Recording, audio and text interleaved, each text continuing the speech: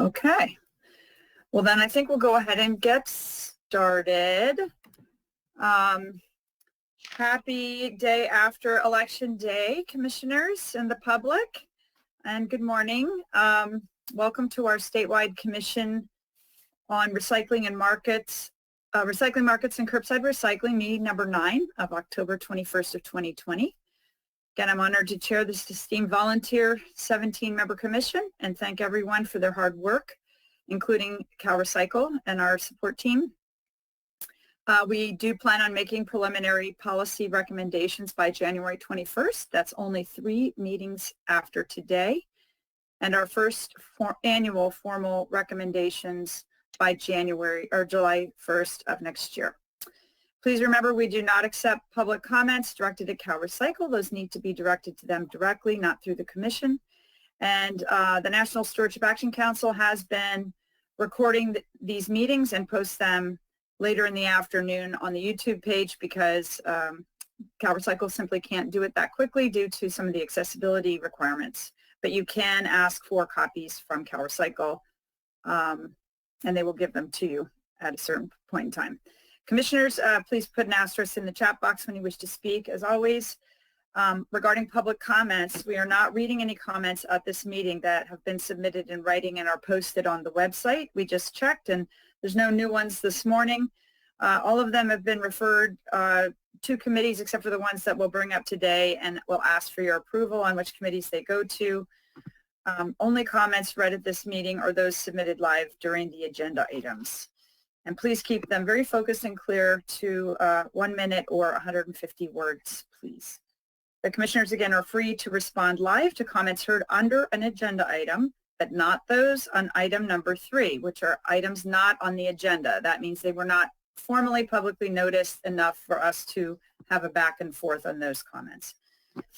It is very important that as we dive into these policy recommendations to hear from all commissioners, so I'll be looking to make sure everybody's voice is heard and not calling on the same person twice on the items until others have had a chance to weigh in.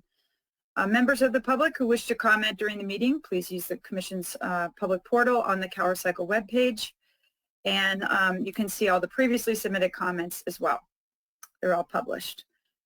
I want to say again that we were very delighted to be able to have a Google document posted where we're posting all the Commission's working documents. I believe all the committee chairs have posted everything they are working on to date in those folders. If that hasn't happened, please let us know, and please let us know when those will be made current because the public really wants to see these documents. CalRecycle, thankfully, is linked to the Google document from their our webpage on their webpage, and I've asked them also to make sure on the public notices that go out via email that they also link directly to that Google document because that initially hadn't happened. So thank you to CalRecycle for working with us on that. Again, to follow our work, you can follow us via the listserv that's listed on the commission page.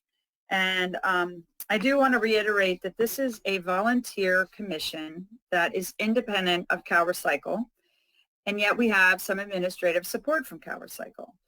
We all have other jobs and are working diligently and with integrity, but we simply cannot respond to all the requests to present to this commission live on the timelines individual stakeholders are wishing to present. There simply isn't enough time in our meetings to do that. And the commissioners at every meeting, and today again we'll do this, will review the request to speak, we'll discuss where it's slotted in our priorities and in which committee or the full commission. We must prioritize this because we simply would not have enough time to get our work done and these reports submitted if we allowed everyone to speak as much as they wanted to in front of the commission when they wanted to do it. So with that housekeeping done, we'll go ahead and start with agenda item number 1, which is the call to order and the roll call. So I'll go ahead and call the roll call. Commissioner Bouchard? Here. Commissioner Cadena? I'm here. Commissioner Davis? Here. Great. And Commissioner Dell? Present. Great. Commissioner Dunleavy? Here. Wonderful. Commissioner Ferrante, I think I saw you. Here. Great, thanks. And Commissioner Kolkoff, Here. Commissioner Lapis, Here. Commissioner Madrano. Here. I see you. Great. Commissioner Segura, I think, is here. Here. Good morning. Commissioner Good morning. Ocasio? Here. Great. Myself, Eddie Sanborn, Commissioner Schneider. Here. Wonderful. And Commissioner Sky. Here. Commissioner Toyota. Here. Commissioner Valle, Vice Chair. Here. Wonderful. And Commissioner Ward. Here. Wonderful. Full house again. Thank you all for being here. So we'll move on to agenda item number 2, which is the review and potential approval of our meeting notes. We had 2 meeting notes posted, and the reason is you made amendments to the October 7th meeting notes and allowed us to edit them to incorporate those comments. So I just wanted to highlight them in case anybody wanted to review those final meeting notes to make sure they were accurately reflecting your comments. I think we did catch them. And then we need to review and approve our meeting minutes from October 21st, our last commission meeting. Is there a motion or an amendment? I'll move to approve. Great. Commissioner Ward, is this a second?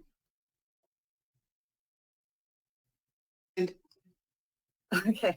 Commissioner Snyder seconds. And all those who approve, just put your hands up or say aye. Excellent. And any noes? Very good. So we have approved our meeting minutes, our notes from the last meeting. Thank you very much. So right on time, we are moving over to agenda item number 3, which is the public comment review for items that are not on the agenda. And I don't believe we have had any, but I will check with the Cal Recycle staff. Are there any comments that have been submitted that are not for items not on the agenda? Chair Sanborn, at this time, only 1 new comment has come in, and we have placed it under agenda item 6 for conversion technology and chemical recycling. Okay, great. Thank you very much. I did want to mention a couple of items under this particular agenda. And one was we received a request to present to the full commission or the recycling committee from Nicholas Georges from the Household and Commercial Products Association regarding aerosol products.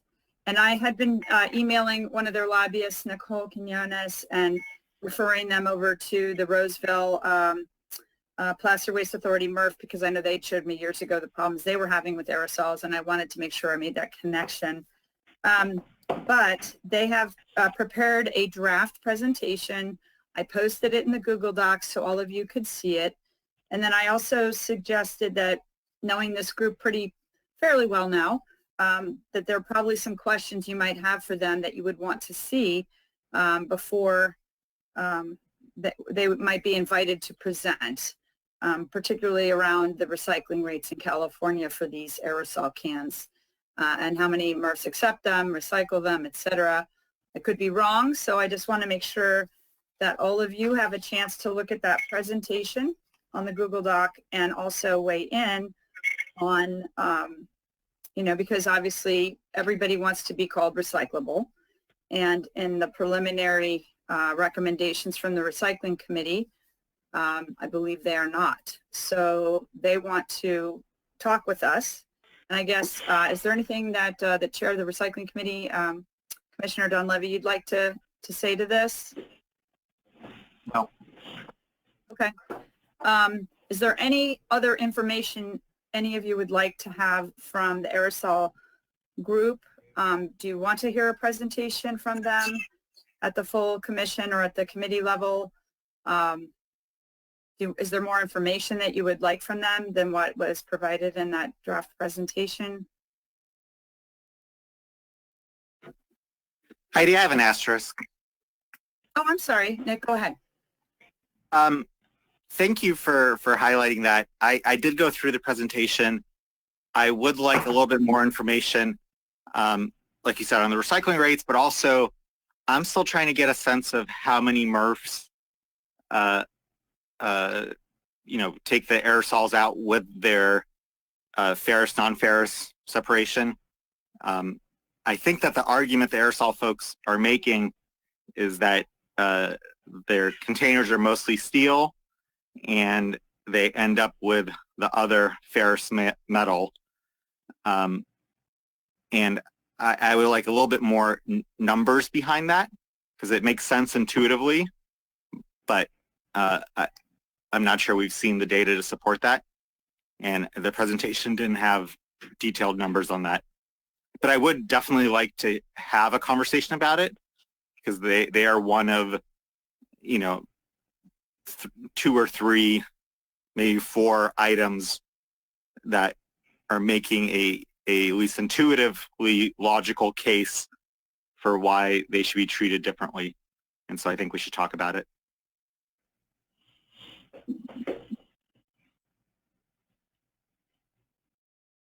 Do you think we should talk about it at the recycling committee level or the commission level? No preference. I mean, it seems like we're kind of at a time crunch at the commission level.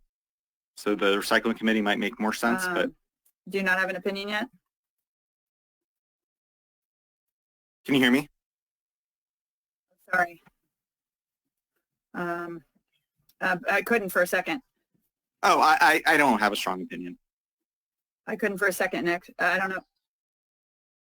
Okay. And Commissioner Ward? Mr. Lapis said that he thought initially it perhaps might go to the recycling committee, and I tend to agree. I think there's actually going to be a list of several different categories of folks who are chagrined at not being on the recycling list, and they're going to continue to appeal. And so we should probably have some mechanism for dealing with that. Certainly aerosols are widespread and commonly used, and they deserve, the additional hearing, but we do have the timeline and the process. So I think the recycling committee should play the lead in terms of how we should address these additional materials.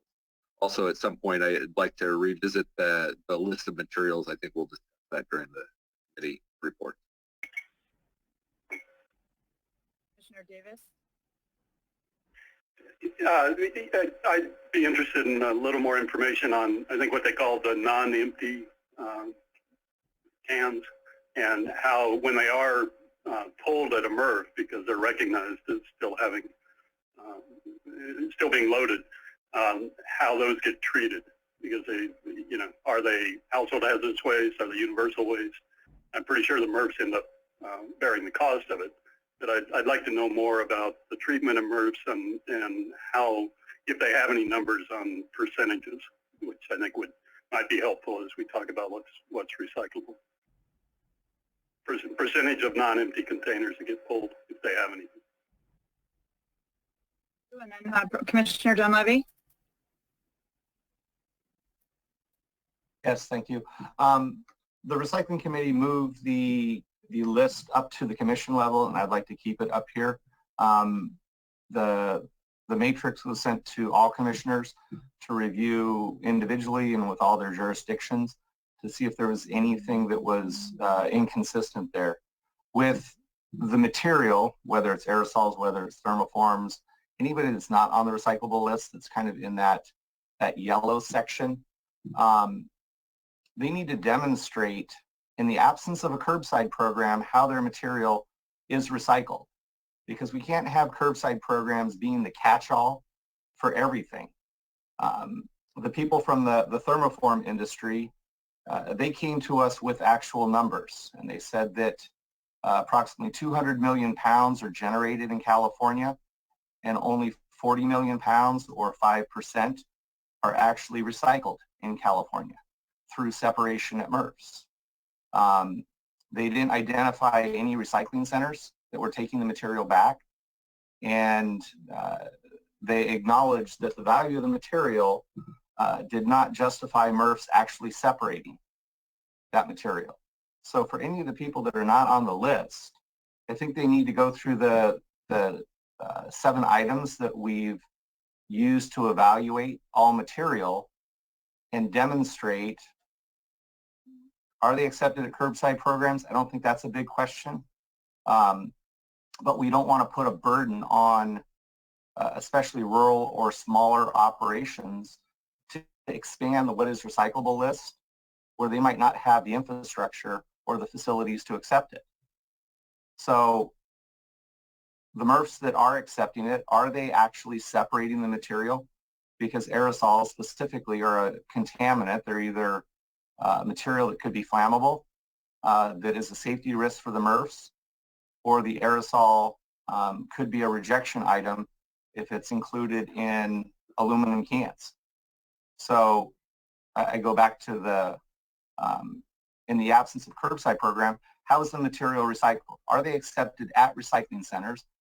And do they have a value that compensates the operator for the collection and processing of that material, whether it's a curbside program or a recycling center? And then what's the market for that material? So if I have a 55-gallon drum full of aerosol containers that's collected at a local collection facility, I won't say it's a hazardous waste facility, what's the value of that drum of aerosol cans? And what's the preparation requirement for those items?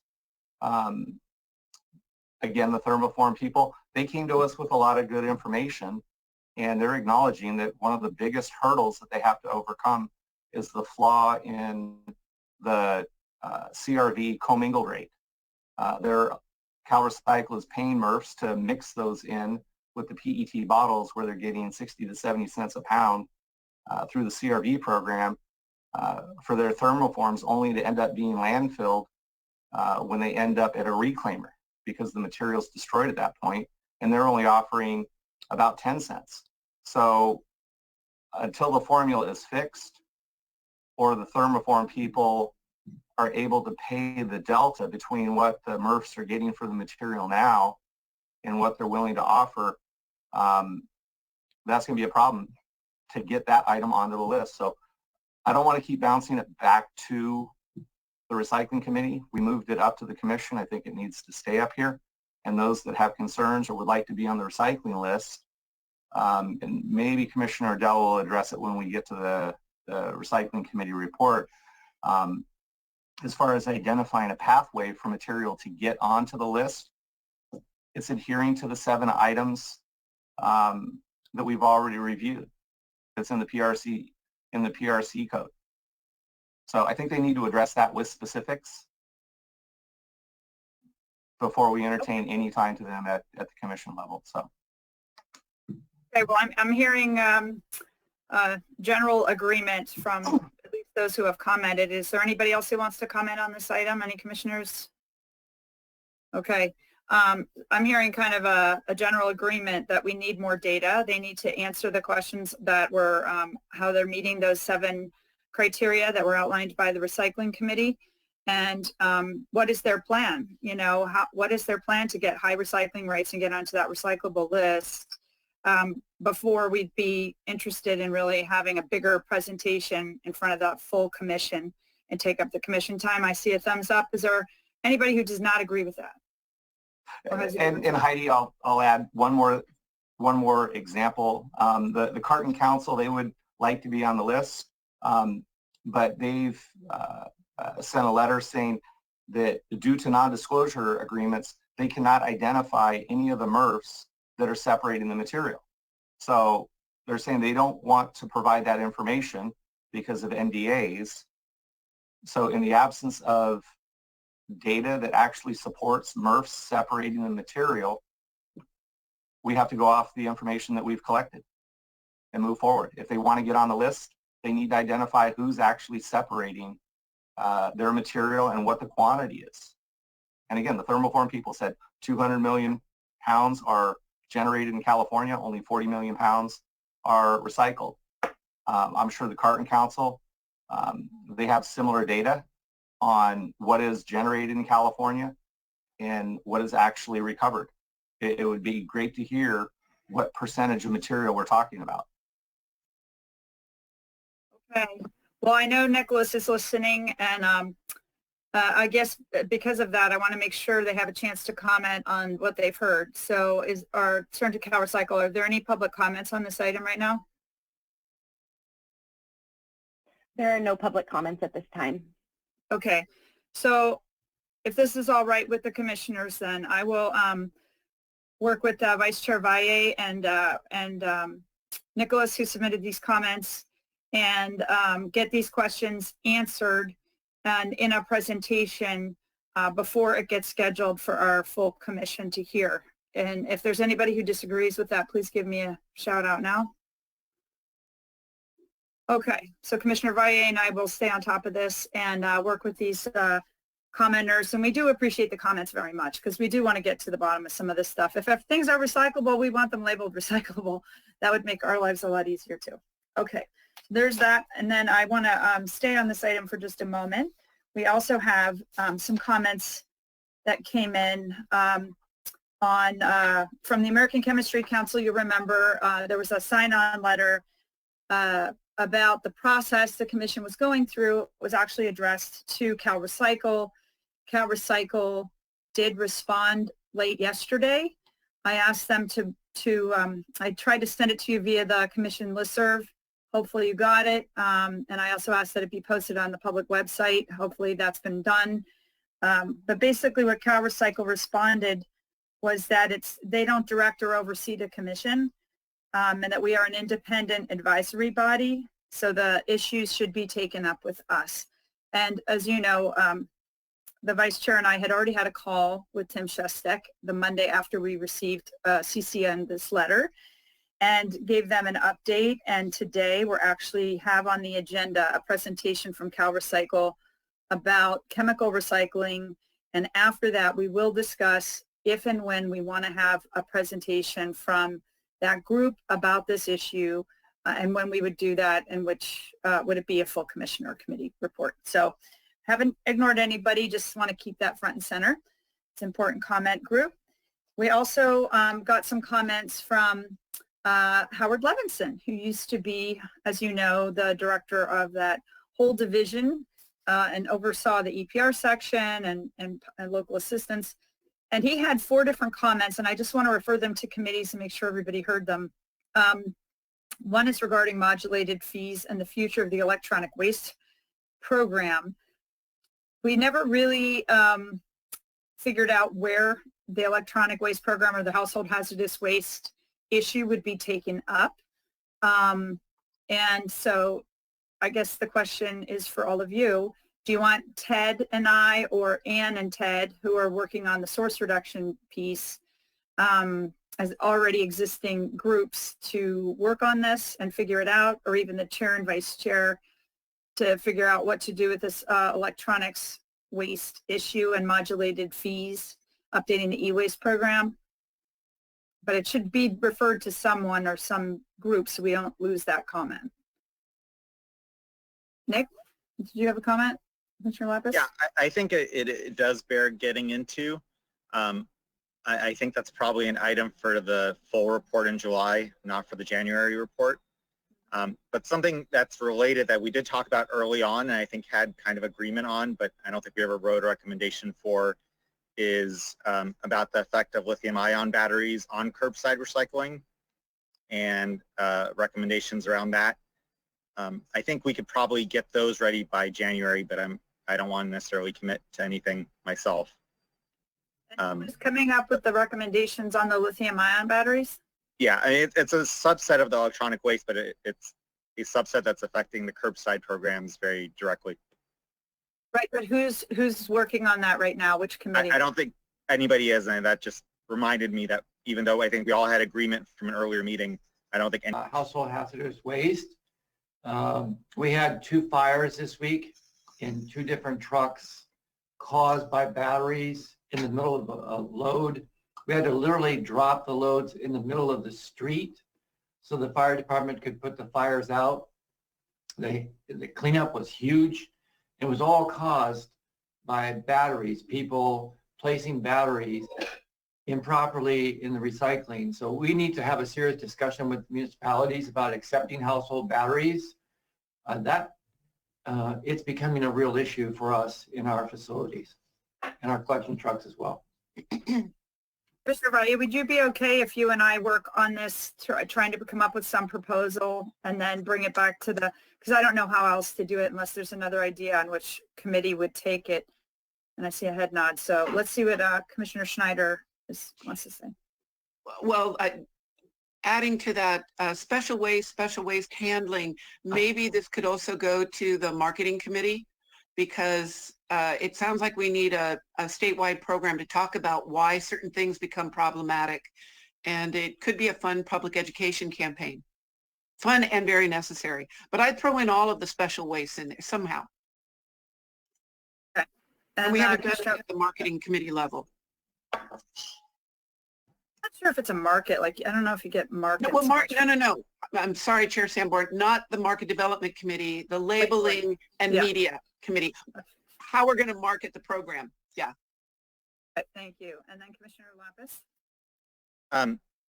I think the labeling is part of it, but I want to make sure we don't let the manufacturers off the hook, because they've been saying, well, we'll just do education instead of setting up real collection programs to get the stuff out of curbside bins. And they need to set up real convenient collection programs that goes way beyond educating people. And so I want to make sure we don't let them off the hook. Thank you. Commissioner Davis. Yeah, I think there's also an issue about being able to easily remove batteries from items, particularly cell phones. It's fine if we say no batteries in your recycling, but someone puts a cell phone in there because the case is plastic or metal, and the cell phone contains batteries. So it rolls onto the right to repair issue as well. I don't want to lose track of that, and the ability to easily remove batteries from devices is an important topic for this committee. Since we're getting out of time, and I guess Commissioner Ward, were you? Yeah, we'll let you go. Real briefly, I think that we need a strategy for all of the materials that are collected. And because we have the 75% goal that covers all of the materials. And so we need to be comprehensive in that approach. Building, I think, on the list that the recycling committee started and adding all of the materials that haven't yet been addressed. I think we need to be strategic about it. I'm fine with the chair and the vice chair working on it, but I'm also interested in how we structure that in the document. Thanks. So I'm going to make a proposal since we're getting overtime on this item. I think that the direction we were given by law creates this as an urgency, because it's actually raising insurance rates to our entire industry. It's a safety issue. It's an immediate problem. We've heard this for years, that the fires in our systems are going up. South Bay Waste Management Authority's insurance, I think, has increased by 7-fold, and they could lose it and have to self-insure if they have any more fires. So I would suggest that Vice Chair and I work on this as far as figuring out special waste in general, where is it going to go, batteries in specific, and come back with a proposal for the next commission that you can all approve. And redirect us on what to do about the batteries, number one. And Ted and I have already been working on where would we put household hazardous waste in the report, and that might help determine where these things might go, which committee to address the bigger whole, or maybe a subgroup of just a couple of us.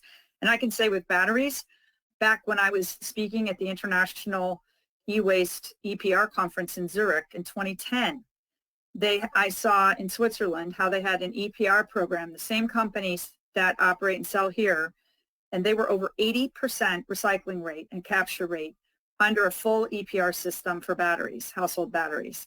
They even had, and I went to a place where they even had a giant event for kids about toys and batteries and toys. And the largest booth was from BBAT, their recycling program for batteries in Belgium.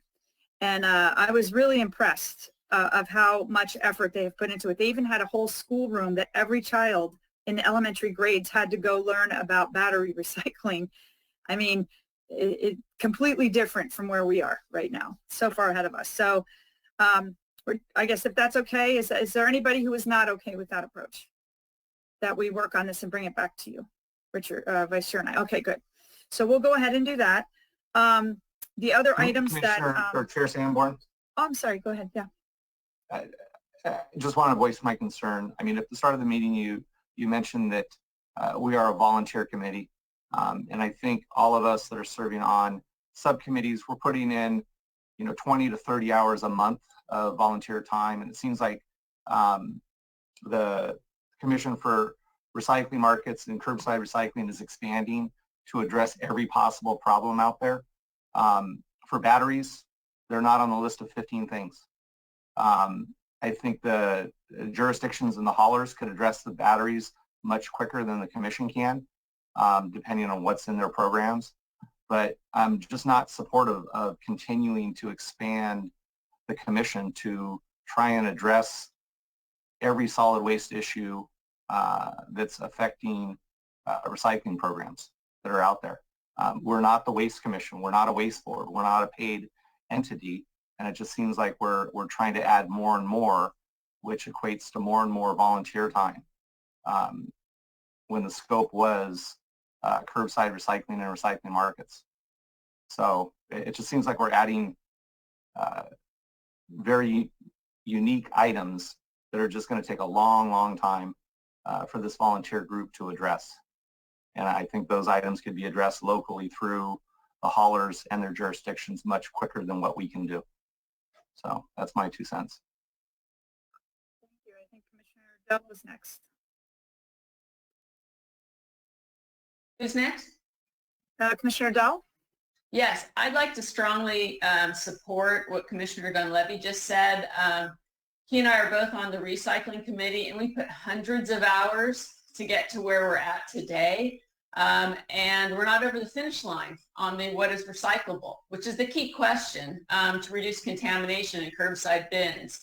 And I really think as we look between now and the end of the year to get the report done and the January 21st deadline, we really need to focus on the key questions of what is recyclable, the things that are before the Commission, and then the construction materials and the other things that are coming up. Yes, they're important, but maybe it's a different commission, a different committee, or we put it out towards next year. But piling more on to the recycling committee, I think is really is counterproductive at this point.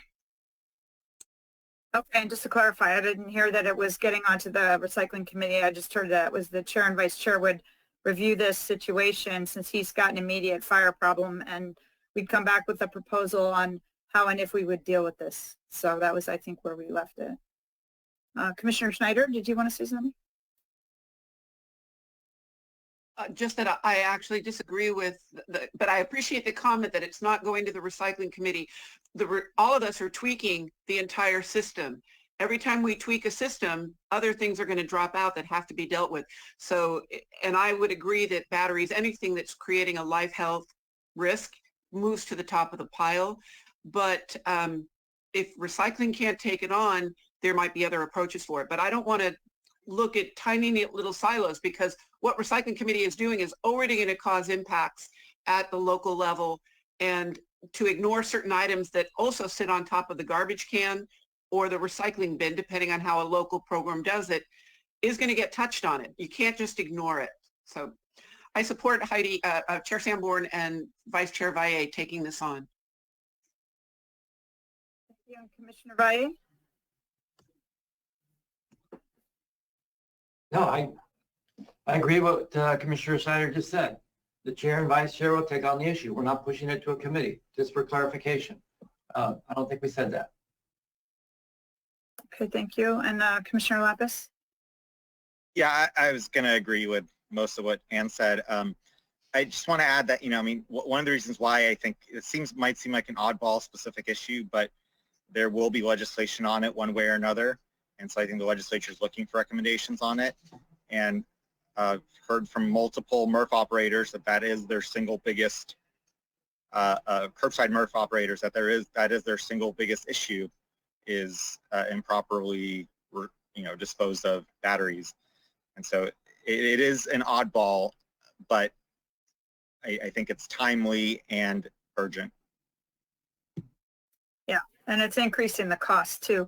So I think the chair and vice chair will look at this and come up with a proposal on how to deal with it that you can all give us feedback on and decide on at the next commission meeting, okay? unless somebody's opposed to that still. Okay.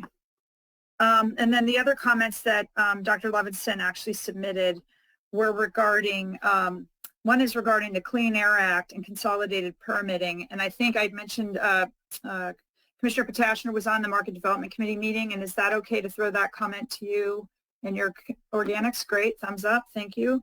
And then the other two are regarding GoBiz and the general plan guidelines. Those have already been taken up really in Market Development Committee, so I propose they stay there with Commissioner Davis. Assuming you're okay with that. And then I'd also suggest that we have a data request of CalRecycle based on these comments, because what Howard was saying was that Kara Morgan and I worked with OPR several years ago to modify the general plan guidelines and incorporate much of what is now there in regards to recycling. You might want to contact her and get more information on that interaction. So is it okay if we ask CalRecycle to just report back to us on the general plan guidelines if there's anything that's been done on those that's directly related to what the Market Development Committee has been asking? Or Commissioner Davis, is that okay? Yeah? Yeah, I'll make a contact and start working on it. Great. So then we have reviewed all of those comments, and the last, I think we've gotten through them all. Unless there's any other public comments, CalRecycle? No other comments at this time. Great, thank you. All right, so now we're on to agenda item number 4. We're running a little behind now, but that was an important discussion. And this is about the report recommendations and process. I first want to say thank you to Commissioner Ward. Unbeknownst to you, most of the public probably listening, he was literally attacked at work at the transfer station and ended up in the hospital a couple of weeks ago, and was literally calling me from the hospital because he is so committed to this report and this commission. So I just wanted to say I'm glad you're healing well, Commissioner Ward, and thank you for your dedication and hard work in helping with this report. I couldn't do it without you, and neither could the commission. So I'll turn it over to Ted to give you an update on where we have left the report, which is posted on the Google document. Sure. I guess we'll start with the report. No, we'll start with this since you brought that up, Kate. Thanks so much. So this is something that's in the Google Docs folder on the main commission report, and essentially it's a format for policy proposals. If you haven't already structured your policy proposal and you're looking how to do it, this is here to give you a little guidance. Start out with which committees it's coming from, the policy title, the date before the committee, the date before the commissions, the primary authors, that's all sort of housekeeping. Status, initial concept versus final proposal, which we reviewed the last meeting. Background, giving the context for the policy suggestion, including references to statute or regulation. This section might also reference reports or historical trends or implementation issues. Purpose, what concern is actually being addressed? What are the intended results of the policy? Clarifying whether or not the proposal would require legislation or an interaction with an agency other than CalRecycle, since most of these advisory bits, if they don't require legislation, are probably going to be advised to CalRecycle. Is there any other agency that has overlap? Some of the permitting guidelines, for example, certainly would. Is this a very important question leading up to January 21 is this a possible 2021 legislative priority, and explanation on that. And then finally, does this proposal require any additional funding or changes to resource allocation?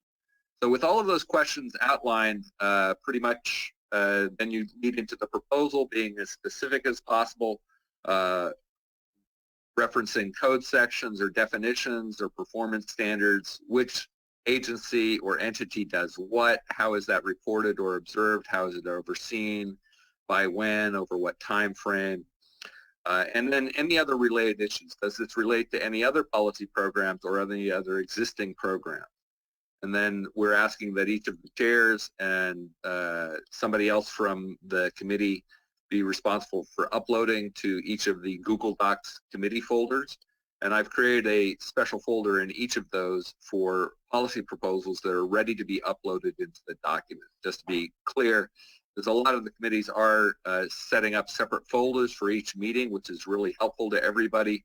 But then I want to make sure that I'm uploading the right version of the right policy because these are continuing to be tweaked. So once they get uploaded, then I think the better thing to do is just to edit the main document rather than to try to continue to do the upload process. So that's more or less the structure of the policy proposals. They haven't all followed that, and I don't think we need to revise the ones that have been put out there, but those committees might look at the policy proposals you put forward and then look at these questions and see if there's anything you might want to add. With that, I'd be happy to answer any questions. I would just reiterate. Yeah, I just want to reiterate too that some of the initial proposals that came to us were just basically, very detailed proposals, but in a PowerPoint format. And before our last meeting, we did approve the process of we have to get something in writing from committees, whether it's following this and we can discuss this format or not, to put into the report. So Ted and I are not interpreting the work of the committee or the commission. It's got to be the commission approves actual language. And then Commissioner Davis, I think you had a comment? Yeah, Mr. Lapis may have been before me. If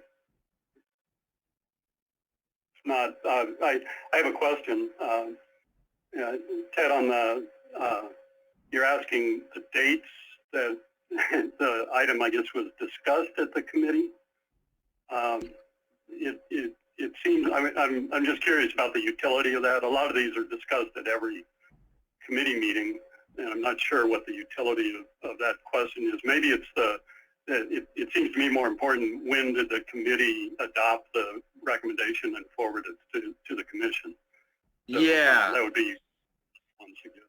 The only utility of that is being able to look back at the meeting minutes or details of the meeting to see how the policy progressed, but it's really not that important. I agree. The most important thing is when does it move forward.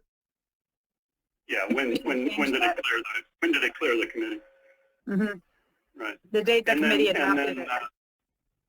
Yeah, and I think the chair clarified my question, because we did have a recommendation on the state agency by Recycle that I think moved to tentative adoption last time, but it wasn't in this format. So hopefully we don't have to delay moving that forward and put it in this format at this point. So, thank you. Great. Okay, there's no other comments on that. We can move on maybe to the report, huh? So thanks for bringing that up. The main thing on the report, I've dropped in the policies that were discussed previously, and I've added in where the table of contents would be are hot links to each of the sections. So if you click on any of those hot links, then you'll be taken immediately to that section. Of course, the value of the table of contents is it starts to give you a structure of how the document's assembled and what's covered under which section. And it's pretty clear to me that it could use some restructuring already. I think the outline format is probably getting in the way more than it's clarifying things. But I think that we've got a good beginning, and we can see where each of your policy recommendations are going and the status of those. So for instance, their recommendations on improving organics management, there's the precautionary principle is there. You can just click on that and it'll take you straight to that. So hopefully this will make the document a lot more user-friendly to be able to review and see what the status is of which section. And I'd be happy to take feedback on this. In addition to the acknowledgement that I do believe it needs to be restructured for clarity.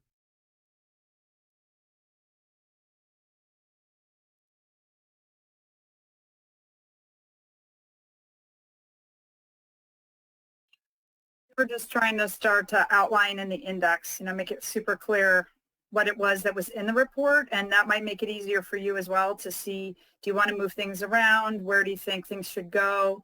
And really, Ted and I are going to work very hard over the next several meetings to get this very, very buttoned up, because we literally only have 3 more meetings after today to basically approve the final to go January 1st, unless we schedule another meeting. So we're kind of running out of time. One suggestion I'd really like to sort of get off on the group for, if it's okay, is if we could scroll down. Essentially, I think source reduction should be its own section. We've got specific issues under law regarding strategies to on food rescue, but the others are not as specific in terms of what the commission needs to come out. And I think it would be helpful to give an overview about source reduction and then apply it to organics and non-organic. And I'd be happy to work with Commissioner Schneider on that and Commissioner Sanborn in terms of structure. General consensus? Not seeing opposition? Okay. Please, if you could cover cycle, make sure that gets reflected.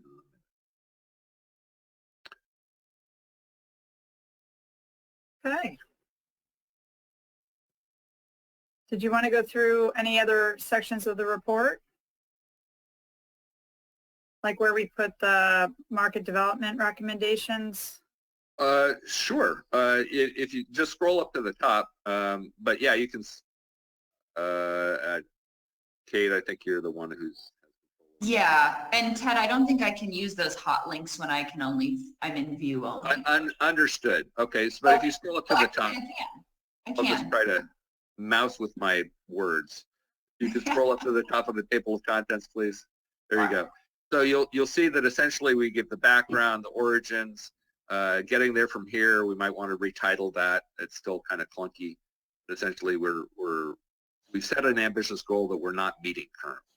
And how do we get there? So then we start with Market Development Committee recommendations. And I think it probably makes more sense to just talk about these market development recommendations, source reduction recommendations, recycling recommendations, market and labeling recommendations. Just make it consistent but those four categories are what is required under law. And if you click on those hot links, you'll see items number 1 and 2. We already have draft documents from the Market Development Commission, and so you click on it, and then you get that hot link beneath, and then you click on that hot link, and then it'll take you to that section of the document. Thank you, Kate. That's exactly how it works. So you then go to number 1, and you can see the language under there. I think that language could still be improved, but that really comes from each committee, and it's up to each committee regarding that language. I just as sort of an editorial attitude, I will try to only make edits for clarity when they're necessary. In general, it's up to the committees to bring forward the language. But that's how it works. You click on the hot link, you get the little thing underneath, you click on that, and it takes you to that section of the document. So the table of contents, if we can go back up to the top, really does give you an idea of the structure of the document. And if your committee thinks that it needs to be restructured, then make those suggestions. But that's market development. Then you've got source reduction, scrolling down. Again, I think that needs to be restructured a little bit. Item number 2 there is the one thing required under law currently. The report scrolling down. Yeah, so then you've got the recycling recommendations, and those were the items that the recycling committee had identified. And that matrix is really great, and I think we could incorporate that into text, but we need to be strategic about how to do that because it's a long list. Then you've got recommendations from the organics committee that aren't source reduction items. And then you've got the recommendations from the Labeling and Media Committee. Commissioner Lapis and I think Commissioner Schneider had comments. Okay. I'm wondering logistically, do you want us to be making edits in suggestion mode? I think that's I think that's a great idea, and because the whole utility of having these documents is being able to weigh in right on the text and then having everybody see those comments. So I think that's a really good idea. And do you have any deadlines you want to give us for commenting on this draft, or is it just kind of work in progress? I think work in progress. I think if you put the comments in, then we can try to address them between the meetings and everybody can see the draft text. Chair Sanborn, do you have more on that? Well, I would think, if you could take a look at, we're getting to the point where we're many, many pages in, and I'm getting worried if we put all the comments off to the end with 17 commissioners, it could be really hard for us to figure out how to wrap this up by mid-December. So if you do have comments on where we are to date, it'd be very helpful if you get us comments at least 3 days prior to the next commission meeting so we can have this. We have time to digest it all and figure it out and then give you another proposal outline. Okay, so scrolling down, so this is the media committee, and then finally you have the sort of wrap-up things, how they work together, the updates or the recommendations that won't be in the first report, and then the additional needs for research, information, analysis. So that's the current outline structure, and you can see where your pieces fit in, and we'll continue to, it is intended to be a dynamic process where you can see where the draft stands and make suggestions about how to make it better. Schneider had her hand up. Well, now that I've got one thing off my to-do list so that I can concentrate on source reduction, I'm just trying to figure out if all of us are also going to be talking about funding mechanisms. Materials in curbside have a funding mechanism. Materials under CRV have a funding mechanism, but a lot of source reduction does not. And they have to, the thrift stores, for example, have to operate entirely on their own. They pick up bulky goods versus bulky good collection by residential programs. So Commissioner Ward, I'm hoping that when you and I work on that, we might also look at funding mechanisms, and it may play out in other committee areas too. As you push things off of curbside, where are they going to go? We expect buybacks to come in, and yet many buybacks are expected to stand on their own or survive only on CRV, and they're not. So I'm just playing around in my head with funding mechanisms. I would suggest that no policy should be recommended that does not have a funding mechanism. Nothing is going to happen unless it's funded. If there's anything we've learned over the last 20 years, it's follow the money. So I think we all have to, be very careful about recommending anything that isn't funded. For example, trying to hit 75% when we all knew that was going to be extremely difficult. But the bottom line is it comes down to money. There's not enough money out there to fund the infrastructure we need to meet that goal yet. And that's part of what I think we're charged with. So, and well, Commissioner Davis, I'm sorry, did you have something else to say? I was only going to add that, to me, I think that helps when we consider all of the businesses we're talking about as essential businesses, and society needs to reflect that in how they fund them. So are the Goodwills, the St. Vincent de Paul's, are they important enough in the recycling world or the zero waste world to get some kind of, to be truly part of the system, not just, oh, you do it and you do it for free for us. Yeah, that could be a recommendation for sure. And I know they got hit pretty hard with COVID too. Commissioner Davis? Yeah, it's a concern I have often trying to use Google Docs. That it's hard to, you look at something and a couple hours later it's different. How frequently do you need to go back to look? My concern, Ted, is, for example, in the market development, you picked up the language that we brought forward. Much of that language came back. we took it back to the committee, modified to incorporate comments from the commission, and now the committee is doing a further dive on some of those items. And so you've got things in here that really came back to the committee. The item number 2 on increasing demand for recycled content products, that one, I think there was pretty clear consensus to move that forward. But the other items really are still working their way back through the committee. So I don't know how to handle that. It came up, it bounced back, it'll come back again. It seems like moving an item from that initial presentation at the committee to the subsequent adoption stage is the point where it belongs in the document. And so, again, it's just not clear how we're treating what really are still tentative recommendations from committees, putting them in this document and opening them up further comment. We're going to be chasing our tail for a while. So. John, maybe there was a mistake then, because my understanding at the last commission meeting was we approved the slate of market development proposals, and particularly like state agency buy recycled, we removed the one on life cycle, but everything else everybody discussed was okay to go into the report as the first reading. On the buy recycle. Yeah. Was my understanding. So the buy recycle is in here, but there's also the consolidated permit, the go biz, all of those. Yeah, that wasn't ready to go in there. I see. Okay. But Well, but they're here in the report. Yeah. Sorry, John, I didn't catch that. Yeah.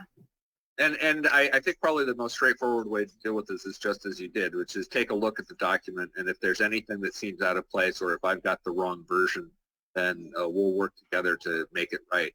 Happy to do that. Yeah, I guess I was trying to understand the intent, whether it's everything that comes to the committee ends up in the draft report, or only what the commission moves forward moves into the draft report. Only what the commission specifically approves to go in. And I thought we were going to just do a red line. So it was new and saying basically, this is it, guys. This is the new thing that we did in first reading. And we're going to have to do a second reading if we're going to approve this section, which raises a process question. So while we're going through this report right now, would we approve second reading of things? Or would we wait till we go back to committee reports and have those sections done? Because that might be hard to go back and forth. I'm just thinking process-wise going forward. On this particular item is a great example, state agency buy recycled campaign, because I don't think we noticed it that way. We were just talking about report recommendation. Well, actually, it's discussion of report recommendations and process. So what I had set up is that when it gets approved at the full commission, I drop in red text into the document, and that's what you see. All the new stuff is in red from the committees. If there's any comments or additional things that Heidi and I have, that's in green. And once it's gone through the red text version and everybody's fine with it, then it goes to black. And so then you've got the black text that's been through at least 2 opportunities for the commission to comment on it. And then it moves forward. It's still available for comment and editing up until final approval, but it goes initial red, then to black, then it's additional comments as needed. Right. So on the second reading, would we do it at this point on the agenda, or would we do it under commission or committee reports? I think under committee reports, just specifically, just like John's doing, he's identifying, no, that what's in the report right now needs to be fixed. We all acknowledge that. Okay, great. Then that's what we'll do going forward. So John, when things come up at your committee report and you want it to go for a second reading, that's when we would look at adopting those for the second time in the report. And if they're wrong, that's the time we should clean them up in this section. Okay, got it. Great. So definitely let Ted know what got into the report that shouldn't have. And we'll be very careful when we approve stuff. Be very clear, Ted and I, about what exactly, because I understood it to just be say, Breck, and I didn't. I've been trying to get all the comments and everything, so I missed that. I think there's some public comments. Would you like to hear from the public? Okay, so Laura, do you want to read out the comments? Yes, so we have 2 comments. One that came in late. Oh, can you hear me? Perfect. Okay, so we have 2 comments. One that came in late from the last agenda item from Howard Levinson, and it says, I appreciate the Commission's discussion about household hazardous waste /CEW. Regardless of how this is handled, my primary intent in the comment about modulated fees was to let the Commission know that CalRecycle has done background work on modulated fees should the Commission wish to recommend modulated fees as a policy option to promote reuse and repair. And the second comment is from Tim Shestek from the American Chemistry Council, and it says, can the Commission clarify its intent on what it intends to complete by the end of the year versus the July 2021 deadline. There have been comments about only 3 meetings left to go to get this report done. Thank you. I can, because this is about the report, I can respond to Tim Shestak's comments. And basically, the commission at every meeting, we were always rebalancing our priorities and how much work the committees have gotten done and what's in the report. And we're going to discuss that again today, actually under the agenda item around chemical recycling, because we had discussed that we want the low-hanging fruit, the stuff that we could easily, relatively easily agree and get consensus around, that we want to make sure that gets to the legislature at the beginning of the session. Now, how far we get is up to how much work gets done. I don't think, is there anybody here that wants to predict how much we're actually going to get into that first report? Because I certainly wouldn't want to forecast that at this point, but maybe somebody else does. I think we're just working as hard as we can and going as fast as we can with the volunteer commission, and we'll do what we can. But we can't, you know, we don't want to move things before they're ready either. Okay, unless anybody else wants to say anything to that. Okay, Ted, are we done with the report then, or anything else? Again, thank you so much for your work on this, Ted, and you and I should probably schedule some long chunks of time to really dig into this, so thank you very much. And other commissioners, if you could please take a good look at this and give us any feedback, and John, definitely about your section very quickly, so we don't have stuff hanging out there that isn't ready yet. Okay, so we'll move on now. It's 9:30, so we are behind our agenda timing by 15 minutes, but this has been a great discussion. We'll move into the discussion on the Basal Action Network presentation. I want to thank Commissioner Valle for inviting Jim Phuket. I thought it was extremely informative. I think all of you did too. We had a great discussion, but it was more limited than we had hoped because of time. Time seems to be our enemy, our most limited, valuable, precious commodity. So with that, I'll turn it over to Vice Chair Valle to discuss the proposal that is posted in the Google documents. And I was going to work with him on this. I actually didn't have the time, and he worked with, I delegated that to Commissioner Valle to pick, and he picked Mr. Lapis to go ahead and work with him on this. So go ahead and turn it over to you, Commissioner Valle. Thank you, Chair Sanborn. And I appreciate the help from Commissioner Lapis, who helped put together the presentation. And I don't know if we can do screen share. Commissioner Lapis, do you know if we can get our recommendations on the screen? I have it ready. Yeah, if you'd like me to share that. Super. I'm going to walk you through some brief introductory remarks. We had a meeting with Jim Phuket, the Executive Director of the Basal Action Network, and I'll just do some of the highlights from this introduction. As we heard, California is the leader in the export of plastics, mixed plastics throughout the nation. And so if there's anyone that sends mixed contaminated bales of plastic and paper mixed with plastic, it's usually out of the West Coast. And we're going to Asian facilities throughout the Pacific Rim. And as Jim said, the reason this came up in the first place was because AB 1583 talks about products that are recyclable and products that are in curbside recycling programs. So the general public's perception is that everything I put in my cart is going to get recycled. We know from experience that that's not true. Hence the creation of this statewide commission. That's why we were asked to look at these issues. So Jim's work since the early 90s has revealed a lot of gaps in our system. Primarily that there are substandard processing methods used throughout Southeast Asia that have considerable impacts, not just on the people, the waterways, the environment, but subsequently will have long-term effects on the overall global environment based on what they're doing with that material, much of which doesn't get recycled at all. Some countries such as Malaysia, Thailand, and Indonesia have now started sending back contaminated mixed plastic scrap containing scrap plastics and other materials that contaminate their loads back to the countries of origin. So the Basel Convention talks about what we need to do to clean up what we export.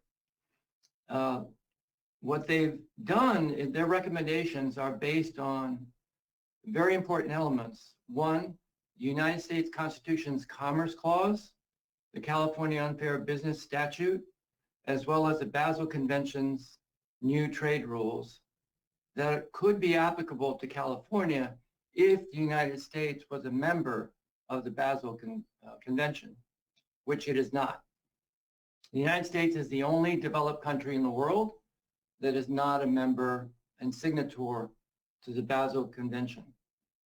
So these recommendations call for an end to diversion credits for recycling overseas unless the recycling can be demonstrated to be lawful and relevant to recycling throughout the globe. Commissioner Lapis is going to walk us through 4 recommendations that I think would fit perfectly into what Commissioner Ward described in terms of our policy recommendations.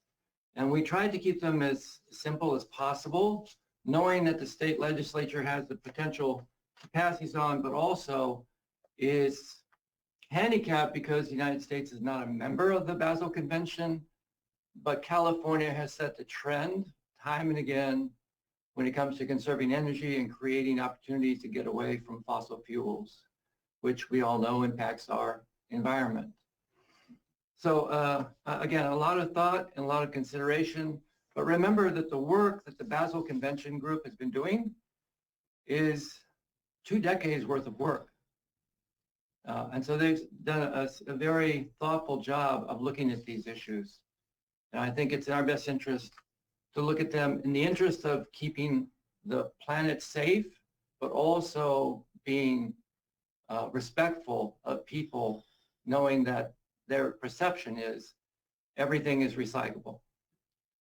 Commissioner Lapis. Yeah, I'll go through the specific recommendations. Kate, if you could scroll down. So the first one is basically what Jim suggested during his presentation, which is not speaking to regulating trade, but saying that you're not allowed to do anything in violation of the jurisdiction to which you're sending your material. It's agnostic on the what that actually means, the specifics, but it's a way to codify the convention in California law and allow prosecution under California law without explicitly violating interstate commerce or limitations on trade. It's a little legally complicated, but that's, I mean, the gist of it. The second item on the list is transparency on where material is going. We do have some, new reporting under AB 901 and the RDRS system of where folks are sending recyclables, but it's aggregated to a point that isn't necessarily useful for figuring out if an individual company is violating another country's laws, or for a resident to know what's happening to their material. And so the recommendation here is that,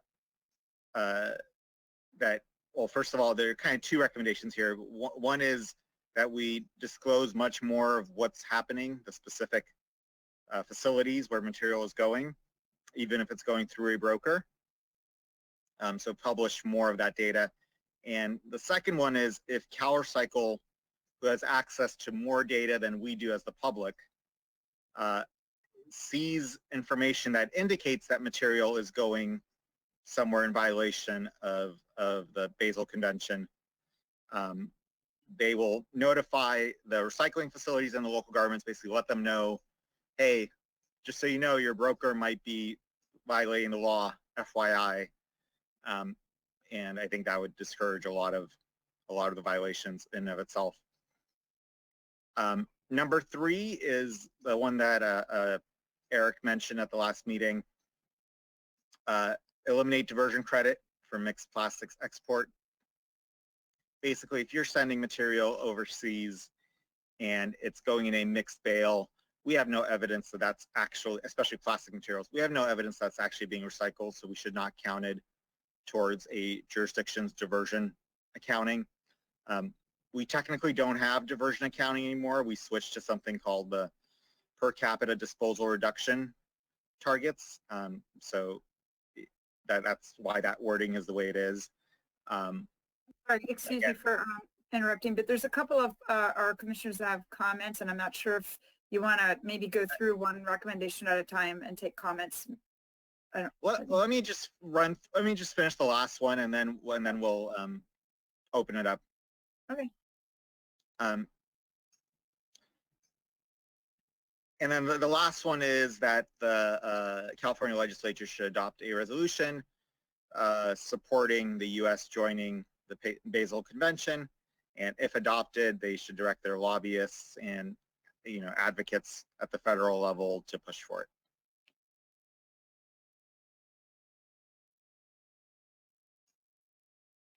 And those are the 4 recommendations. Commissioner Potashner both had comments. Heidi, Heidi, we that can't was hear you. very low, if you could repeat. Oh, Commissioner Dell? Oh, great. I couldn't hear you.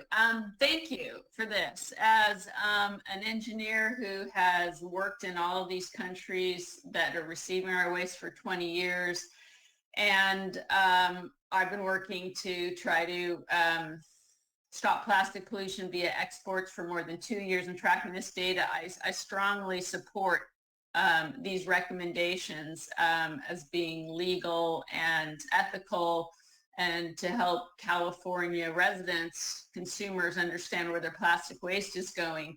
I would like to point out, I actually made a request from CalRecycle to advise us on a legal question. And I made that request in more than a month ago in the last label meeting. And what I'd like to know is actually what the law is for cities and MRFs on creating acceptance lists.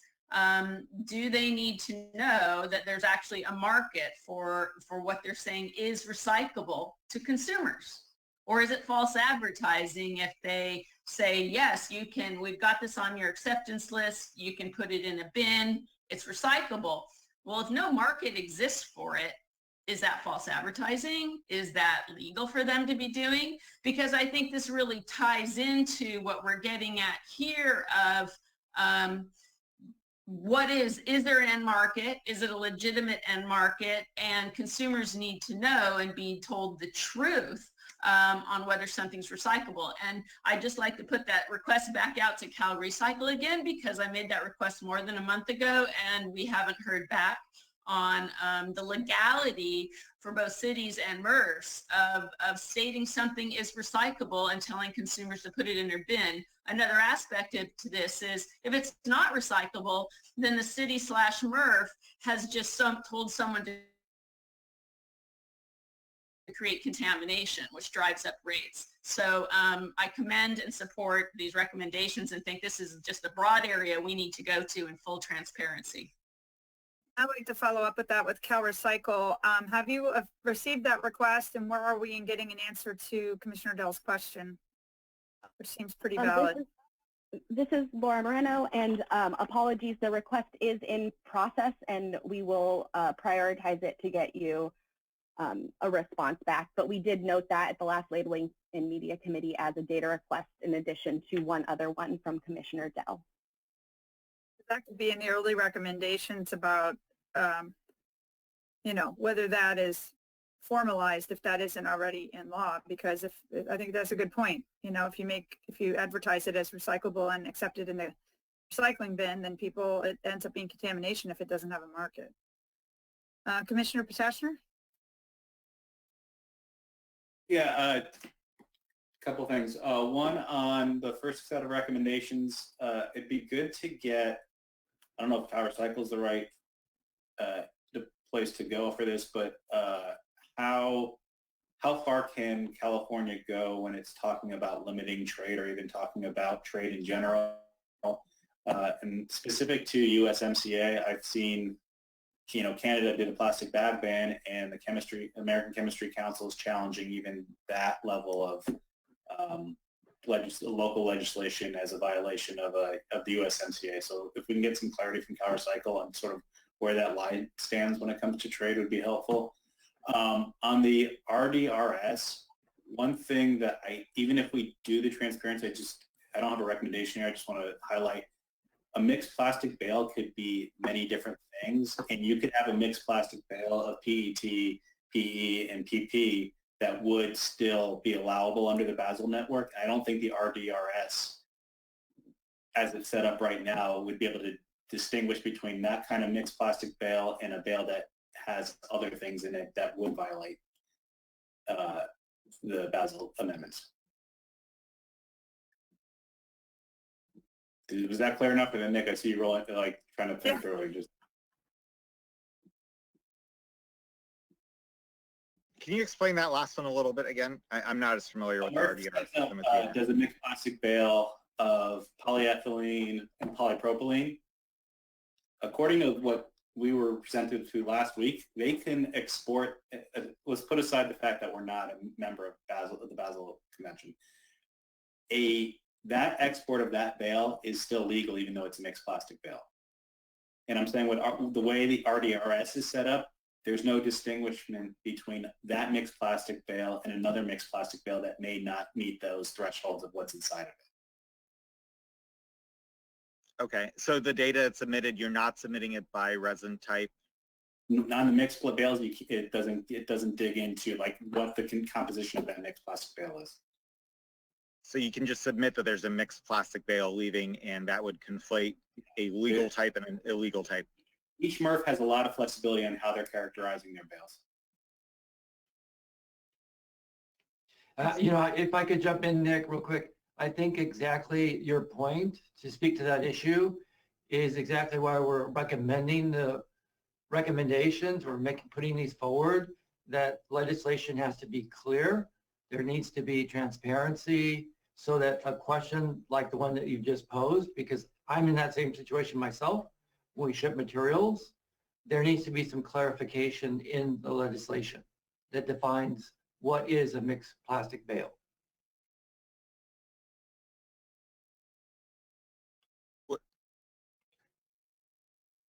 Would it be possible, Eric, for you to edit this document when it's in the final, or when it's in the Google?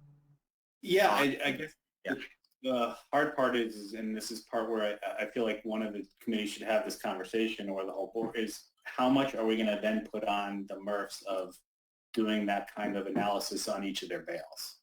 That would be a difficult process to do.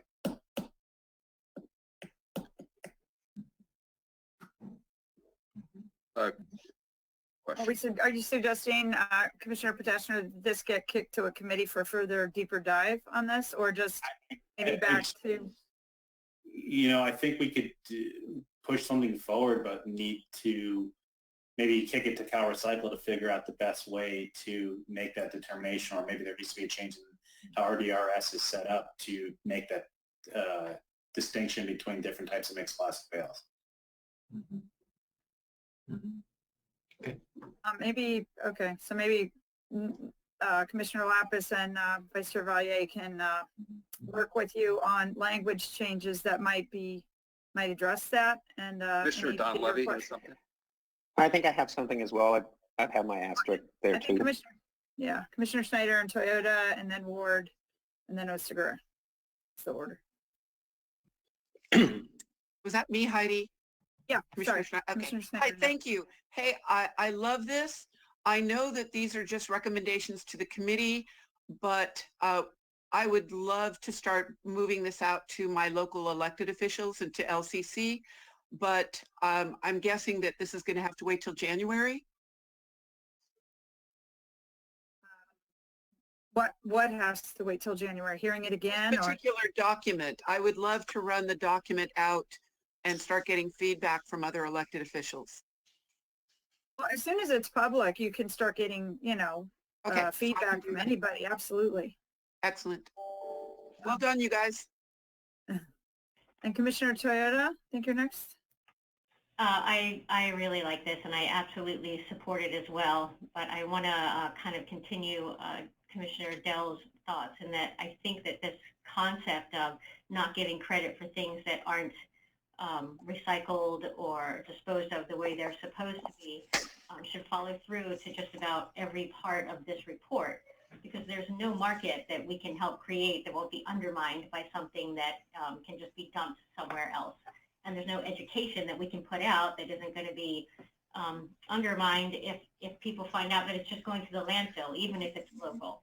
And it kind of, it falls into everything that we do, where the recycling committee is trying to say you can only put recycling symbols on what's recyclable. And I'd just like to see this concept of transparency and not giving credit for things that aren't disposed of the way they are follow through the report, and also for domestically as well. Thank you. Sorry, I was hearing background noise. I was just trying to remind everybody to mute if you're not speaking. Great. So then we'll move on to Commissioner Ward. Mostly, I just did want to touch upon Commissioner Dell's suggestion to look at the legal implications, because that's very much a concern. Local governments need to follow through with the intentions of our customers and put things in the recycling bins. The other thing that I'm recognizing is that we all need to prepare ourselves, because we will be the bearers of bad news. All of these things are going to be essentially saying, all right, you're the recycling commission, and your primary recommendation to fix recycling is to stop recycling the following list of things. That's going to be the headline that's going to come out, and we all need to start preparing ourselves for that, as we need to be advocates for fixing the recycling system. But part of it is the bad news that a lot of the stuff people have been told is recyclable is not. And we need to be strategic in thinking about how we're going to be delivering that message, because at least in our local community, when you're the bearer of bad news, you're also often confused with being the source of that. And the only thing I'll add to that, Commissioner Ward, is that I think the public has found out, because there's been a lot of news stories about how bales of plastic are going into landfills, and they're getting actually disheartened that they are separating things that aren't getting recycled. So it kind of, I think you're right though, how you frame it and how the word gets out is going to take some thought for sure. Commissioner Osugur? Yeah, I want to echo Commissioner Potashner's comment about asking for, and I think it's also what Commissioner Dell's asking. I mean, she has a certain legal question, right? But I think it's important, before I can make a determination, it'd be important that CalRecycle, someone with expertise, explain federal and state trade law and, the commerce law. What cannot be done at this point?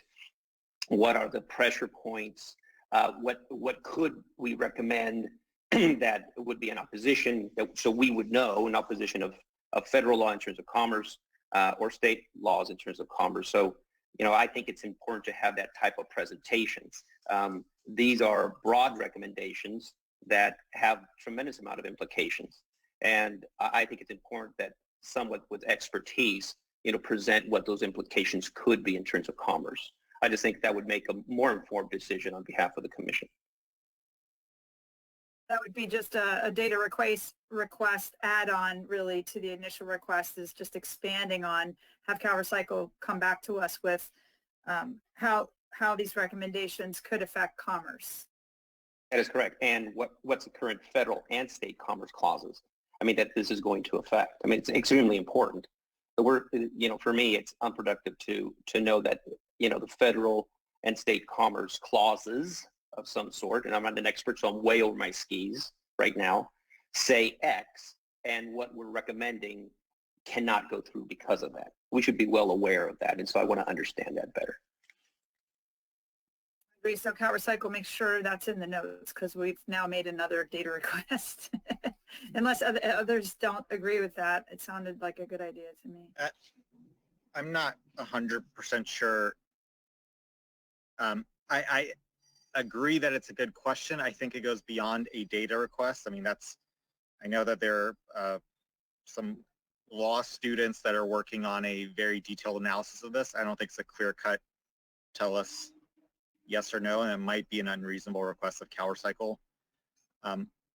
My thought process. I'm sorry? They're good at telling us when we've gone too far on requests. But my thought process on number one is that it's really a question for legislative counsel. If a bill is to be introduced, it's a question for legislative counsel to really give a legal opinion and do the months of research and everything else that's involved. So I mean, I would love to get the answer as well, but I'm afraid that it goes beyond a reasonable request. And I wasn't asking for them to provide a yes, no, you can do this or that, but a better understanding of the commerce clauses. That is, you know, in terms of today's interpretation of what those are. Like you mentioned, you know, Nick, there's a whole group of legal folks looking at this, and it's for a reason, right? And so I would just like an understanding of what those look like, more so than you can do this or not do that. Ursula, I just have a quick question for you. Are you comfortable, because I think the question will come up at the end of this discussion as to whether we continue to hold this or keep it or try to expedite it for the January 1st submittal of policies. And maybe this is just for the whole commission to just think about how ready are we, or what other information do we need in order to move on this item. That's really something for us all to think about. And I think Commissioner Donlevy, you had a comment on something that was said. Yeah, just with the RDRS system, what Commissioner Potashnian was addressing, it has a very extensive list, probably the biggest list of material grades that are out there. So I think somebody can identify whether it's a PET bale or a PET with PP or other acceptable materials. I think the important aspect is right now a facility can say that they're shipping it to a broker, but they don't disclose that it's going overseas. And I think that's the biggest emphasis that we need to have facilities report, is how much material is going overseas, and not disguise it by selling it to a broker in LA who sells it to a broker in Phoenix who then puts it on a boat in Long Beach. There's a lot of ways that you could disguise where the material is going. I just think there needs to be some more emphasis on the California facilities reporting the destination of their material so people can see where it's going. So if Commissioner Snyder wants to see what's going out of Millbrae, she has access to that. So I think his item 2 is the one that needs a little more emphasis, so people know where the material is actually going, and through the RDRS system, report the actual destination and not just say it's going to a broker. That's my comment. Robert Savrae, did you want to respond to that at all, or? Yeah, I just want to say that I appreciate all of the comments.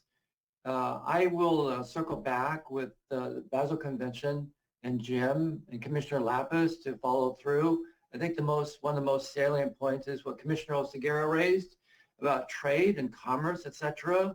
Those issues we did discuss, but not as extensively. But I know that those issues came up in different states where the Basel Convention was discussed. What I mean by state, I mean nation states, because they have similar laws in other parts of the world, Germany, France, Great Britain, etc. And those questions did come up, so I will do some more research and get back some response and help CalRecycle here on a local level to follow through on those. So you have my commitment on that, because that's an important issue. Bird, do you have a comment? Commissioner Ward, are you frozen? I just think this is something that needs to move for the January 21 report because it's very relevant. And my understanding from the presentation of the Basel Conventions was that a lot of these laws become effective January 20.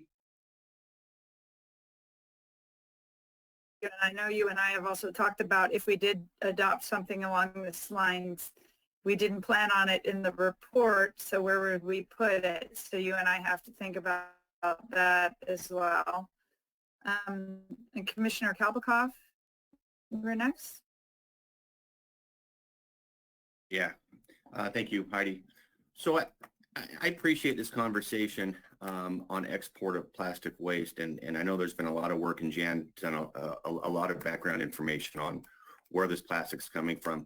One of the conversations that I think we need to have as well is that as we look at the best and highest use of plastics and not exporting them, or having a conversation about exporting and not exporting, the implications it has on local MRFs, local jurisdictions, and franchise agreements that require high diversion of or elimination of landfill.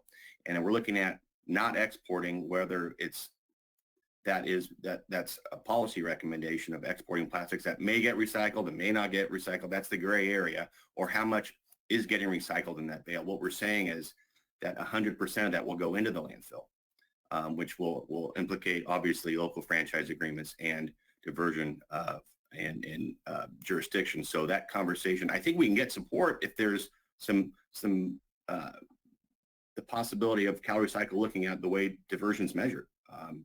And if it's not going to be exported and it's going to be driven to the landfills, then, and that's going to be a policy recommendation, I think there needs to be a further look into how that implicates franchise agreements in local jurisdictions and MRFs.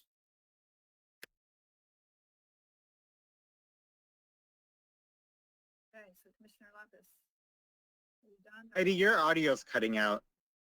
I'm sorry. I'll speak louder too. We didn't hear what you said earlier. Oh, I'm sorry. All I said was good points. And Commissioner Lapis. Yeah, if I could maybe make a recommendation on these 4 items.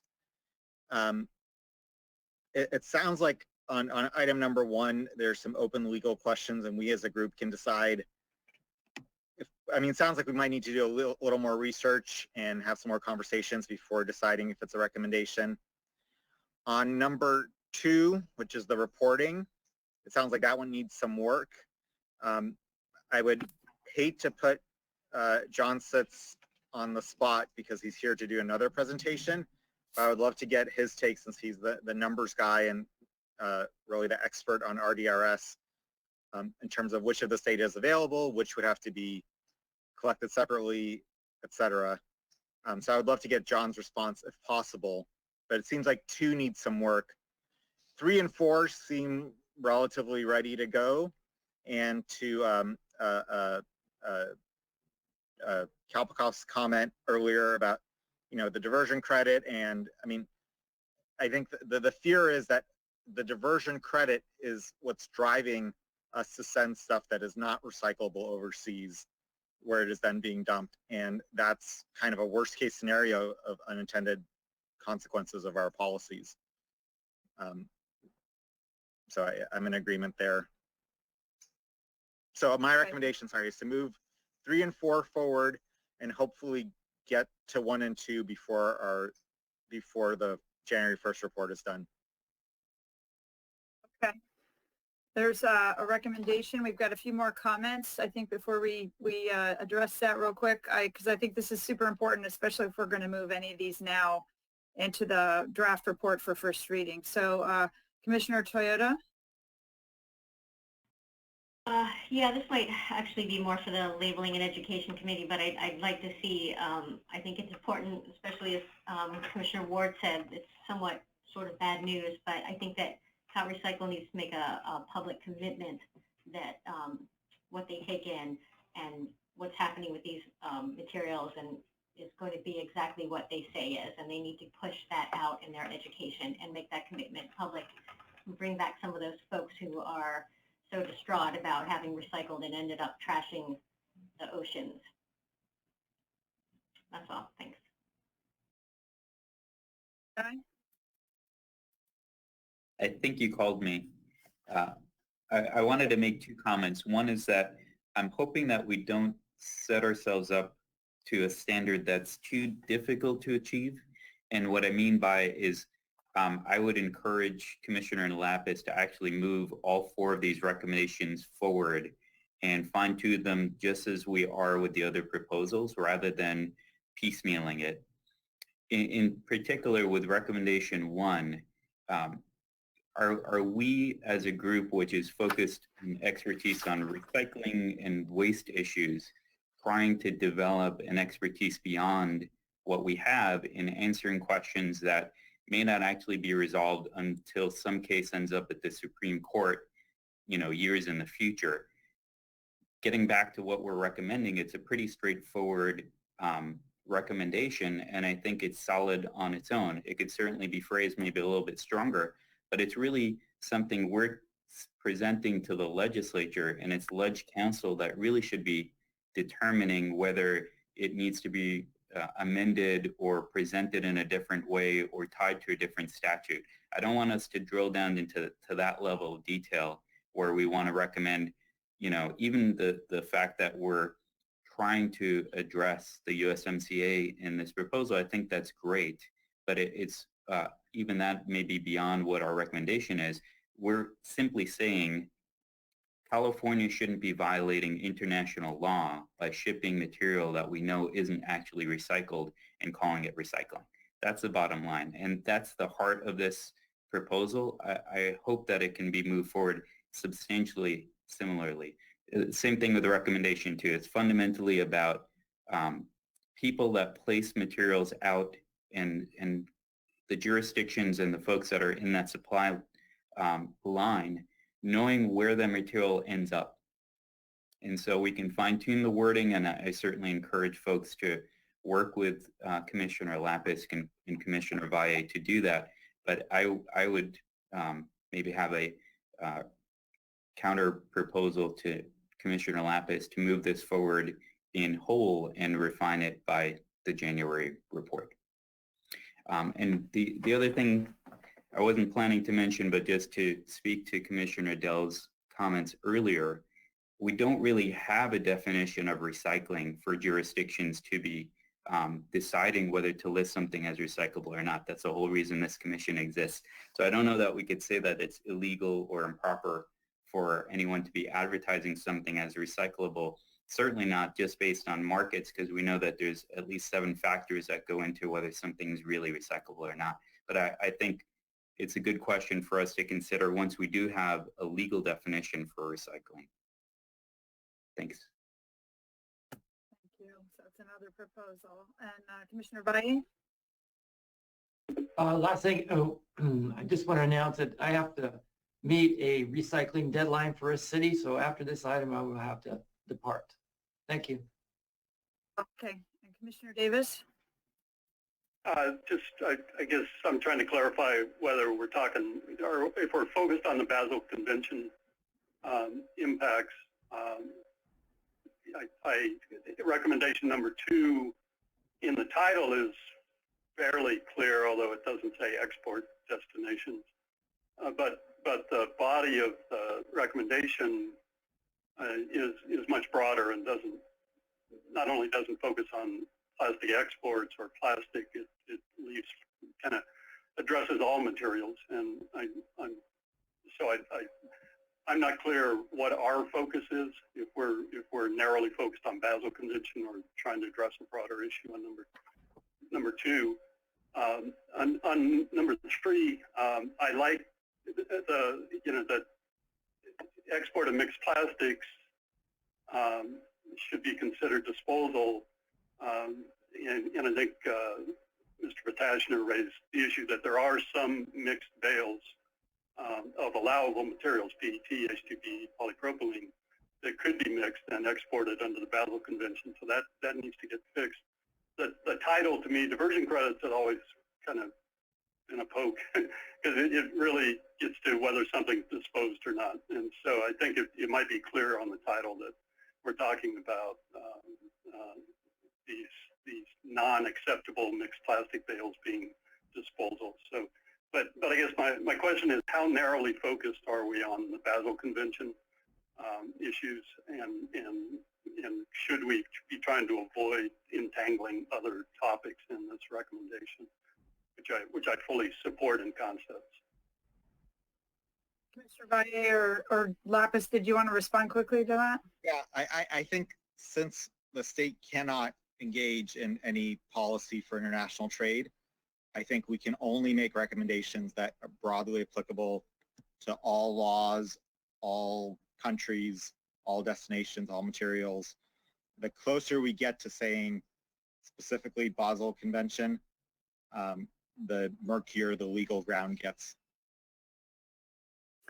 And I think somebody else raised the point. I don't know, any of us are legal scholars in this area as well. So, and we're just recycling experts in our specific areas. So I think we have to be, cognizant that we may put out some recommendations that need more thought. We're not going to be here able to be an expert in every single thing all the way down to the nth degree and get any sort of recommendations over to the legislature. And they know that. And I think we could preface that in the report as well, that we acknowledge that. And so I guess we're going to have to move on to our next agenda item. We're running quite behind at this point, but I didn't want to stop this very important discussion too soon.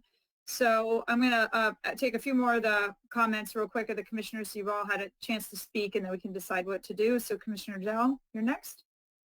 Yeah, I'd just like to support what Joseph Kalpakoff, Commissioner Kalpakoff said, and tie it with what Commissioner Ward said. I mean, the world has changed from 10 years ago, and these contracts that MRF signed with cities, the expectation of stakeholders on what's recyclable, and we can magically get to a 75% diversion rate. All of that needs to get reset. And there's some legal aspects to that. MRFs agreed to take a lot of things out of pressure because other MRFs were taking it, and who knows where it went. So we were really living in recycling Disneyland, and we didn't know where it was all going. And now is the time to reset.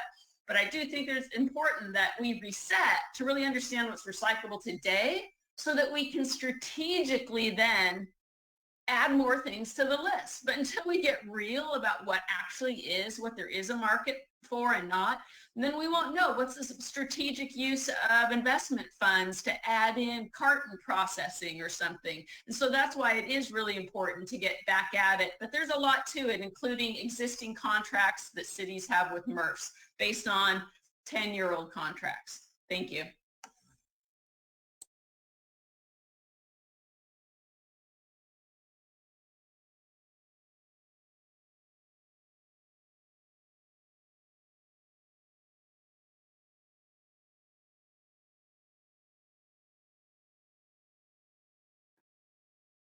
Potashner, can you hear me? Yeah, no, I can. Okay. Real quickly, I just want to second what Commissioner Potashner, can you hear me? Yeah, now I can. Want to just second what Commissioner Davis said about aligning our mixed for recommendation 3, the mixed plastic export definition with what the Basel Convention has for mixed for the ban. So that's all. Okay, and then I think we have some public comments. Yes, we have one. CalRecycle could read off the. We have one public comment. It is from Sarah Bloomquist from TOMRA. It says, hi, when referring to the statewide recyclables list and as briefly discussed, when communicating it to the public, it's important to clarify that the list is what is currently recycled, not everything that is actually, quote, recyclable. For example, thermoforms and PP are both recyclable. However, the current infrastructure in California does not meet the requirements to put it on the list. They are recyclable, but they are not recycled at a level sufficient to make the list. Thank you. I had a quick response to that. Yes. The law, I mean, specifically the law we're implementing reclassifies recyclables, meaning that it gets recycled, because technically anything is recyclable. And the standard before this was it's recyclable if it's collected in 60% of programs. And that was changed to it's recyclable if it's that plus 6 other things.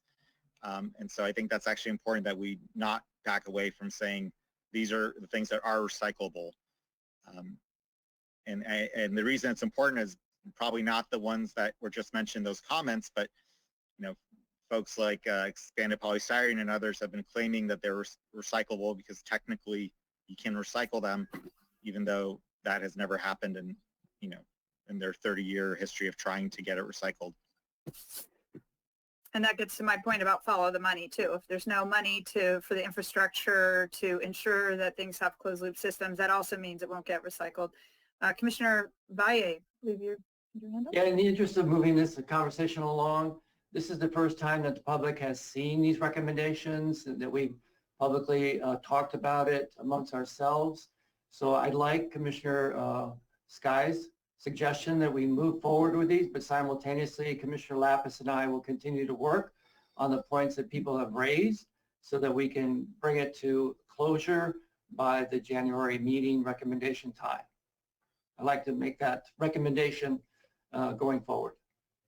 If that's a motion, I'll second. So that would mean that, just to make sure we're all clear, so that would move that this commission today approves these 4 recommendations as they're written to go into the report for the first reading, and that you'll come back with any proposed edits for the next meeting before the second reading.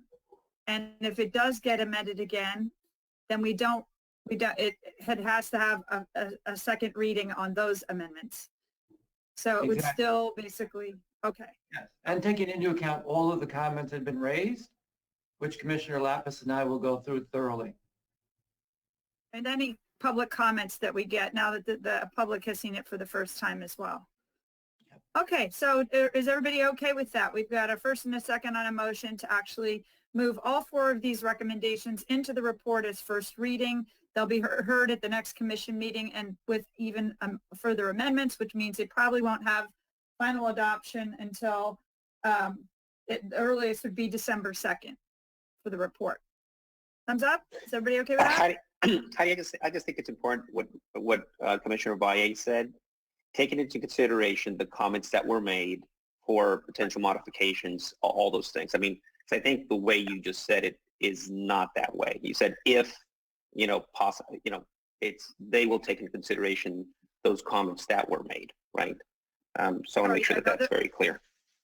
We're planning on amending them is basically what we're saying, based on what we've heard today and any future comments that come in that we decide we want to amend it. So I don't want people to think we're going to approve it in the final report on the 18th. We would not. We would hear it for the first time again as with the amendments, and then we would consider it at the earliest time, December 2nd. Okay, just making sure. I'm glad we're all clear. So is everybody okay with that? Thumbs up, that process? Excellent. Okay. Is there anybody who does not agree with that process? Okay, excellent. And I really want to thank Vice Chair Valle and Commissioner Lapis for their hard work on this. Thank you so much.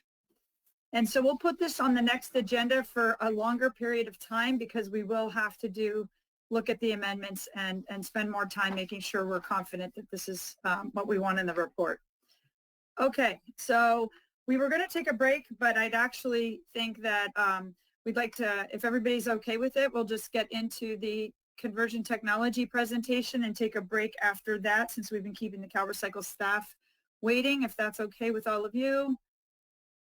Okay, thumbs up, good. All right, so we'll go ahead and CalRecycle, if we could move on to agenda item number 6, the presentation on conversion technologies and chemical recycling. And this has been we asked you to do this because of all the comments we've received regarding chemical recycling and not clear what the definition is and what that means and how did that impact our ability to meet the goals of getting to 75%. So I'll turn it over to you, Mr. Sitz. Good morning, Chair Sanborn and Commission members. Today I'm going to discuss conversion technology. I'm going to shorten those 7 syllables to just CT most of the time. Usually CT is a hot topic, but it may be a little early in the morning for that pun. So sorry about that. Can you see my screen? Yes. Okay. So I'm going to quickly cover several areas around CT, statutory context, some permitting and siting considerations, and then some information on counting for local jurisdiction diversion mandates and for the statewide recycling goal. Before I jump in, I just want to cover a couple quick caveats.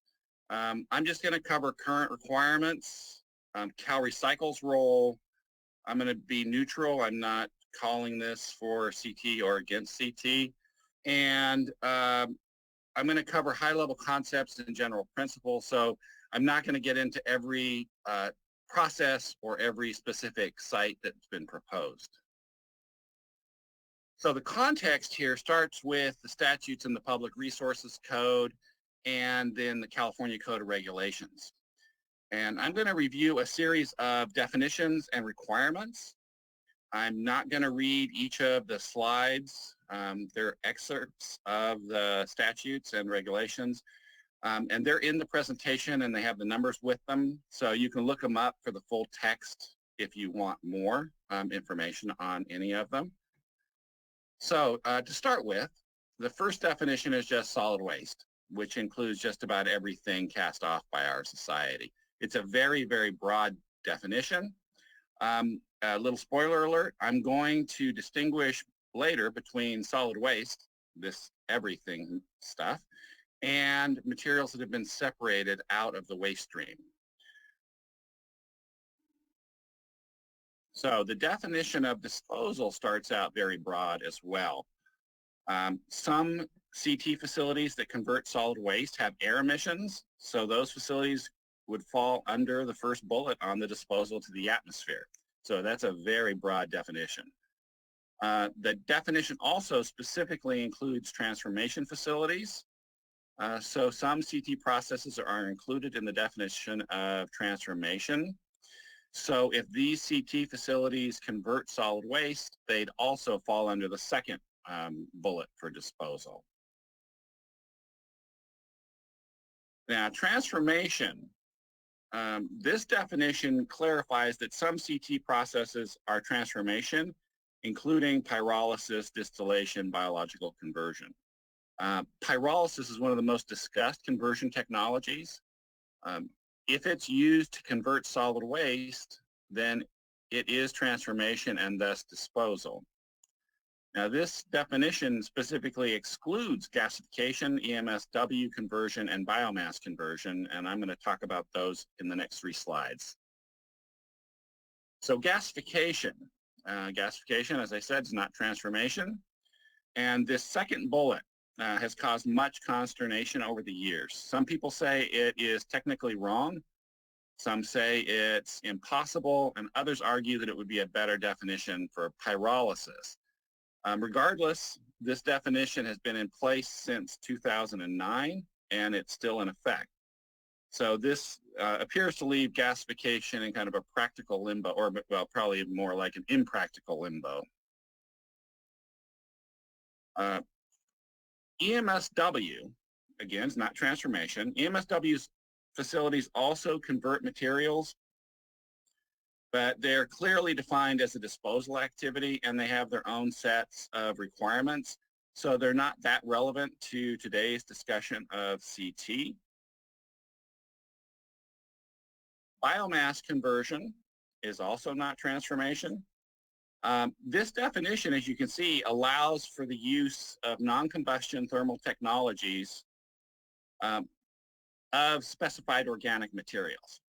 So there's some room for conversion technology within this definition. But biomass facilities are not permitted by CalRecycle, and the material they convert is not counted as disposal for either the jurisdiction mandates or the statewide recycling goals. So they're not as relevant to our discussion today either. So let's have a little high-level discussion of CT permitting considerations. So this definition of solid waste facility includes both gasification and transformation. They're in there. So CT facilities that convert solid waste are solid waste facilities. they must obtain a solid waste facility permit. Now, local enforcement agencies consider approval of permits for solid waste facilities, and then CalRecycle considers concurrence on those permits. Interestingly, there is a statutory exception for facilities that don't take mixed solid waste. So this is that spoiler I talked about before. So if a CT facility takes material that was already separated from the waste stream and does not accept or convert solid waste, then it would not require a permit for this activity. Now, in this section of the California Code of Regulations, CalRecycle has defined a recycling center, and it makes that prior PRC section we just mentioned more specific by adding a three-part test. So an entity that meets the three-part test is a recycling center and is exempt from the permitting requirements for that activity. The three-part test, not surprisingly, includes three parts. The first is the site only takes materials that have been source separated, either by the generator or at a centralized facility. The second part of the test is the site has less than 10% residual waste that's being sent on to disposal. And the third part of the test is the material received has less than 1% putrescibles in it, and it doesn't cause a nuisance. So if a CT facility accepts separated material and it meets the conditions for residuals and putrescibles, then it would be a recycling center, not require a permit for that activity, and not report its tonnages as disposal. Now, a phrase often used in CT discussions, particularly around plastics, is chemical recycling. But there's nothing in the Public Resources Code on this topic. As I understand it, chemical recycling can describe a wide range of processes and results. So these three terms are kicked around quite a bit. Purification separates out the original plastic polymers and recovered plastics for reuse in a new product. Decomposition breaks the recovered plastic down more into either the original monomers or other intermediates that can be used to make new products or different plastics. And then finally, conversion breaks the recovered plastic down into fundamental smaller molecules, all the way down to hydrogen, for example, that can be used to remake plastic or be used as fuels or to make other chemicals. So it's really fundamental building blocks at that point. Now, without a specific direction in statute, a CT facility doing chemical recycling would be treated like any other CT facility based on the three-part test. So if it meets the three-part test, then it would be a recycling center. It wouldn't require a permit, and it wouldn't report its tonnages as disposal. But if it fails the test, then it would need a solid waste facility permit, and it would report its tonnages as disposal.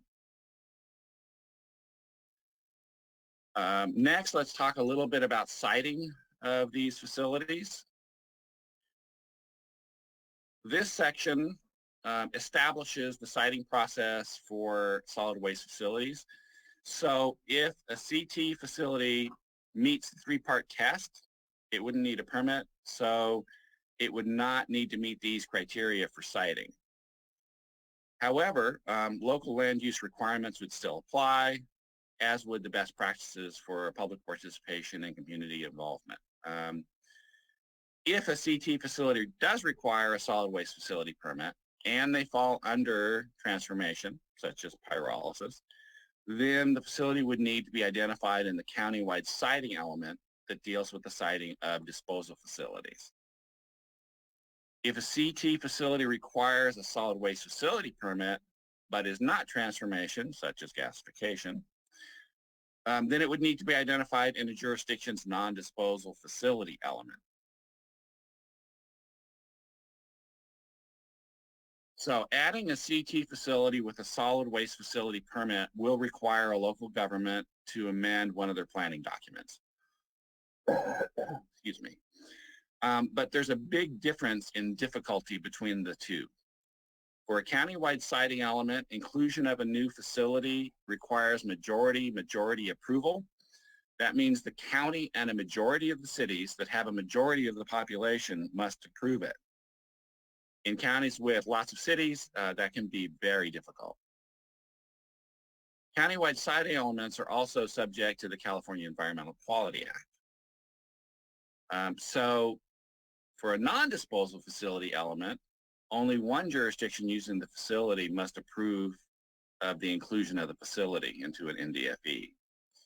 And in addition, non-disposal facility element amendments are statutorily exempt from CEQA. So NDFEs are a lot easier.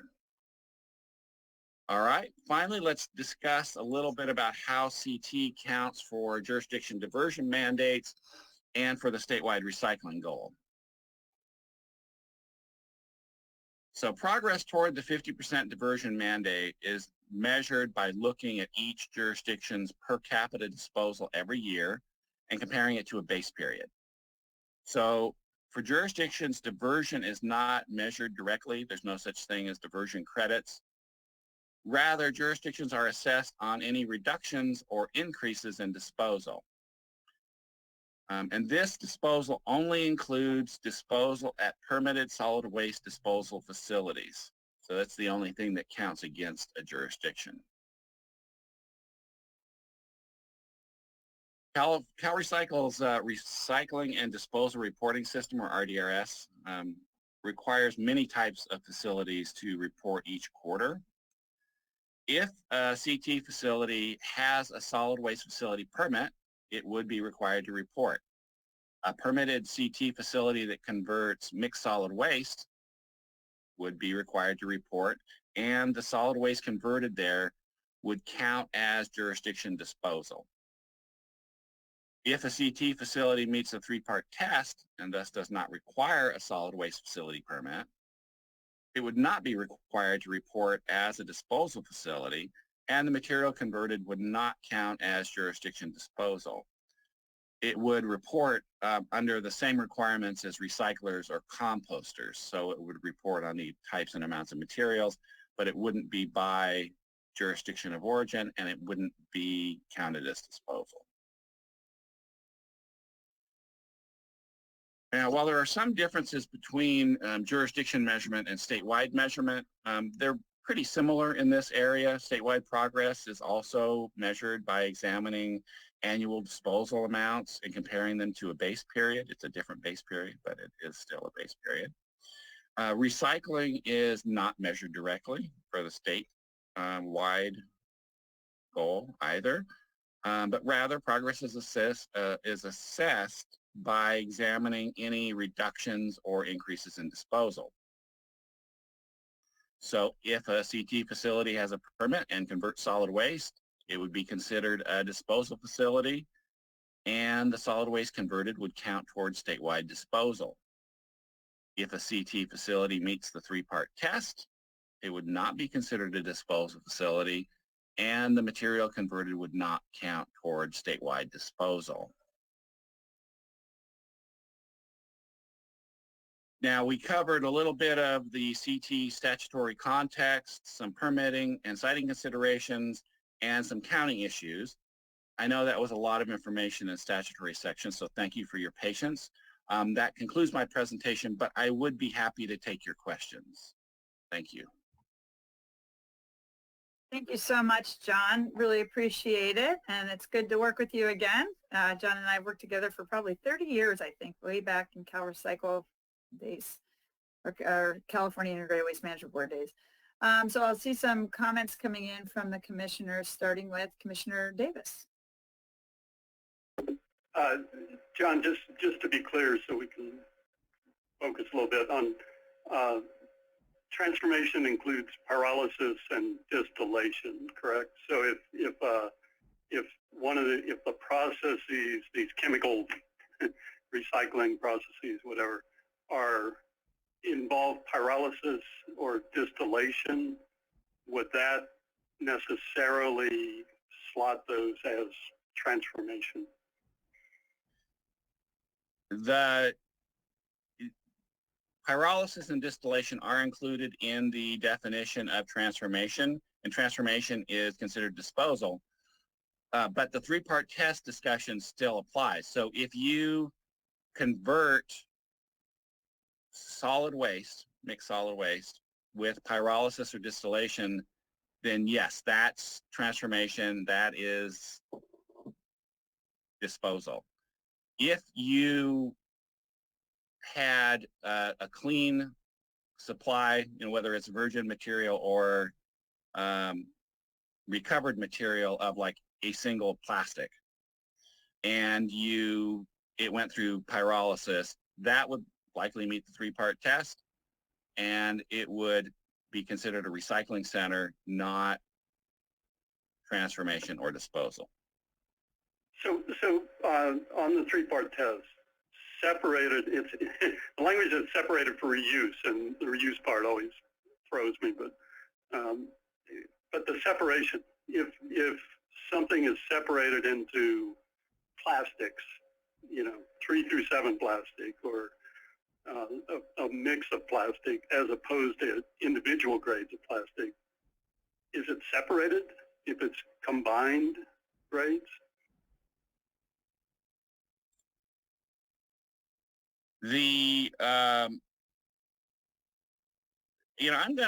I've got esteemed colleagues on here at this meeting as well, so I think I'll let Mark DeBee or maybe Harley Branch address that. Thanks.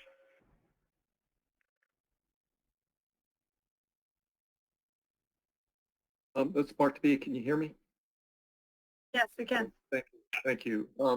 So if the intent in separating those plastics 3 through 7, I think you said, was to move it towards recycling and into new products, it wouldn't matter if it was a mixed load or separated out by number. If, however, some of those materials are diverted with the intent of being recycled, and they go to a facility and the facility says, I'm not handling 7s or 5s or whatever, and discard that, and because of that end up sending over 10% of what they receive to disposal, then they would fail that part of the test, the 10% part of the test. Yeah, and this is Harley. I think that requirement is designed to differentiate the recycling centers from transfer processing facilities that would be taking in sort of mixed waste.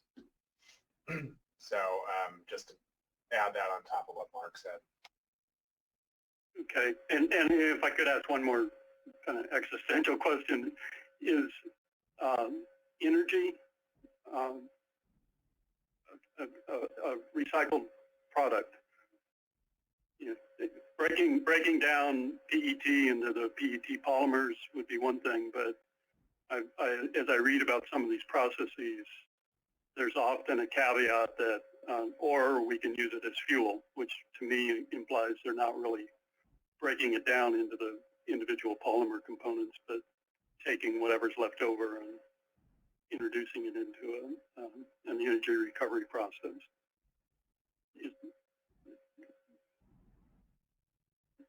I guess my question is it recycled if it's used strictly as an energy fuel? I'm going to address kind of that in a sideways manner.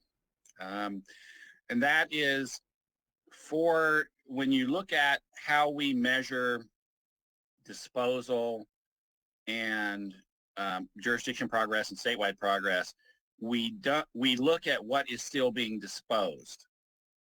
And so for the material that goes to permitted disposal facilities, that's disposal. For things that go other places, practically speaking, you're reducing disposal.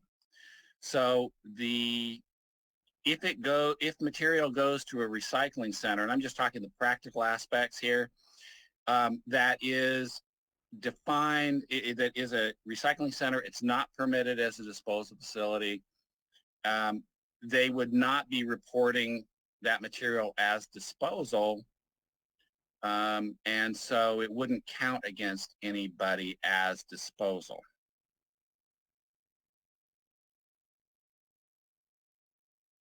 Yeah, this is Mark to be again. I think John's making the distinction that you know, the calculation of what counts towards these goals can be different than the reality of, you know, materials being disposed either to land, water, or air. So there is a slight distinction to be made there.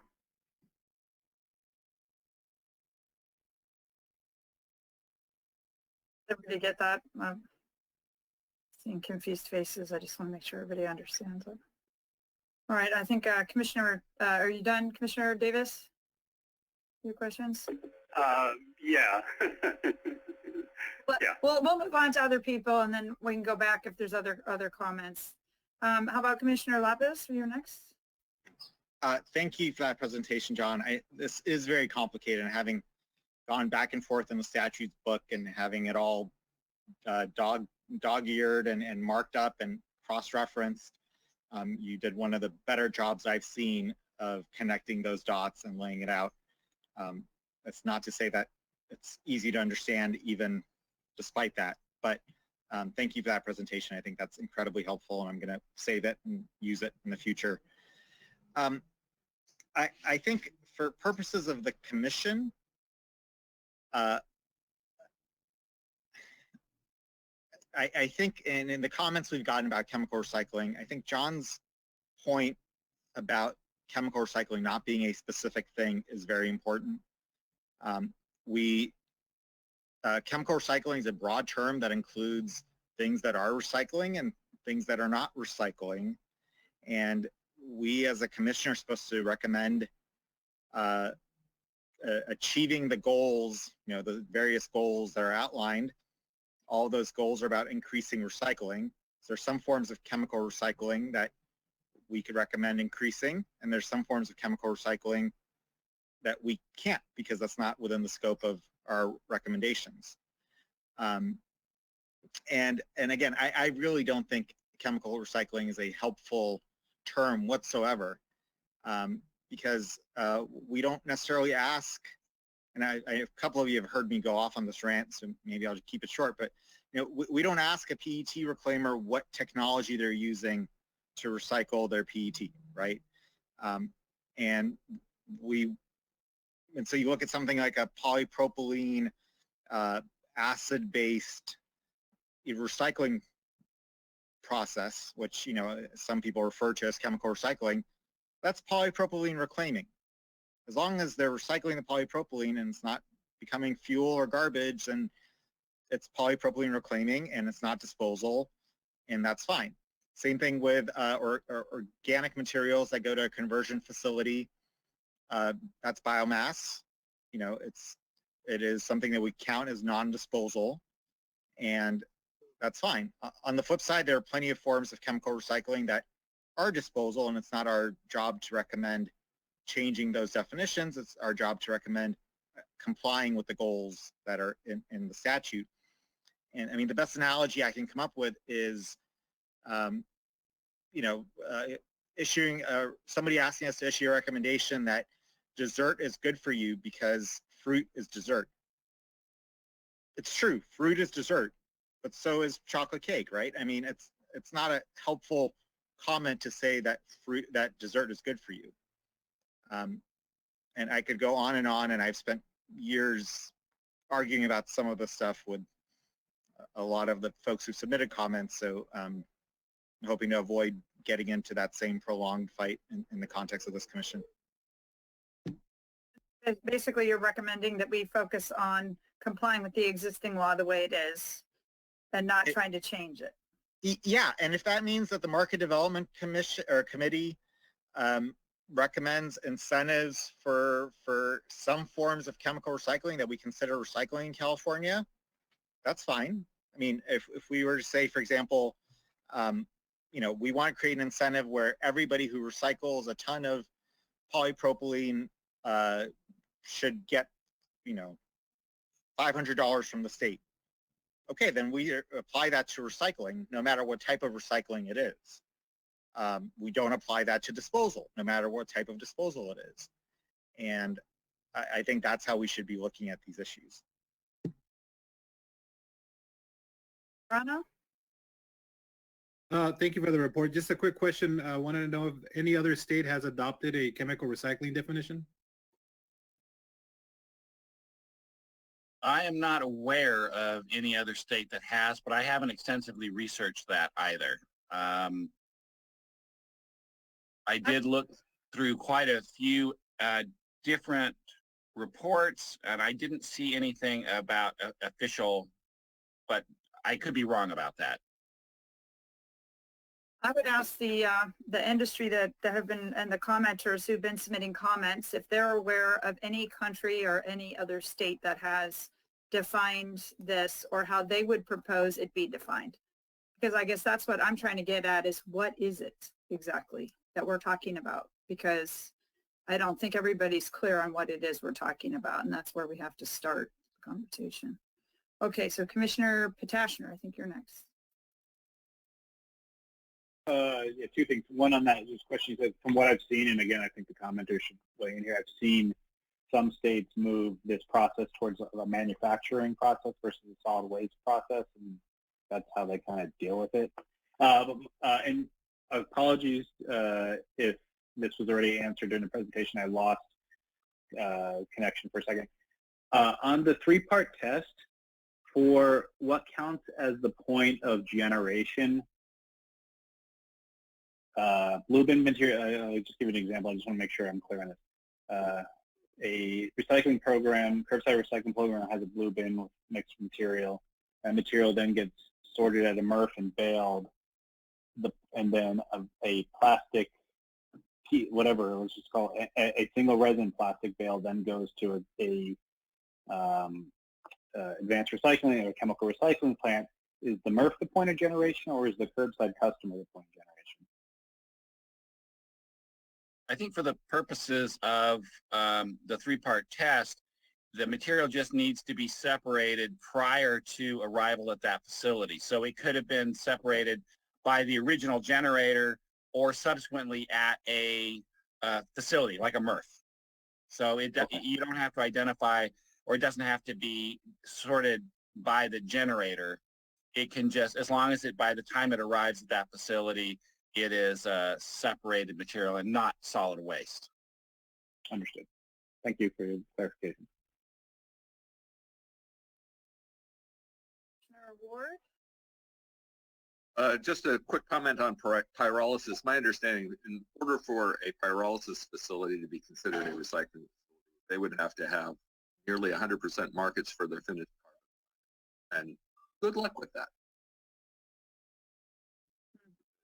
Carbon black is a very widely used chemical material, but it's very easily created, and so has very, very high performance standards for the marketed carbon black. Pyrolysis generally produces a pretty low grade. Yeah, and that gets to the... And I think we have some public comment. Okay.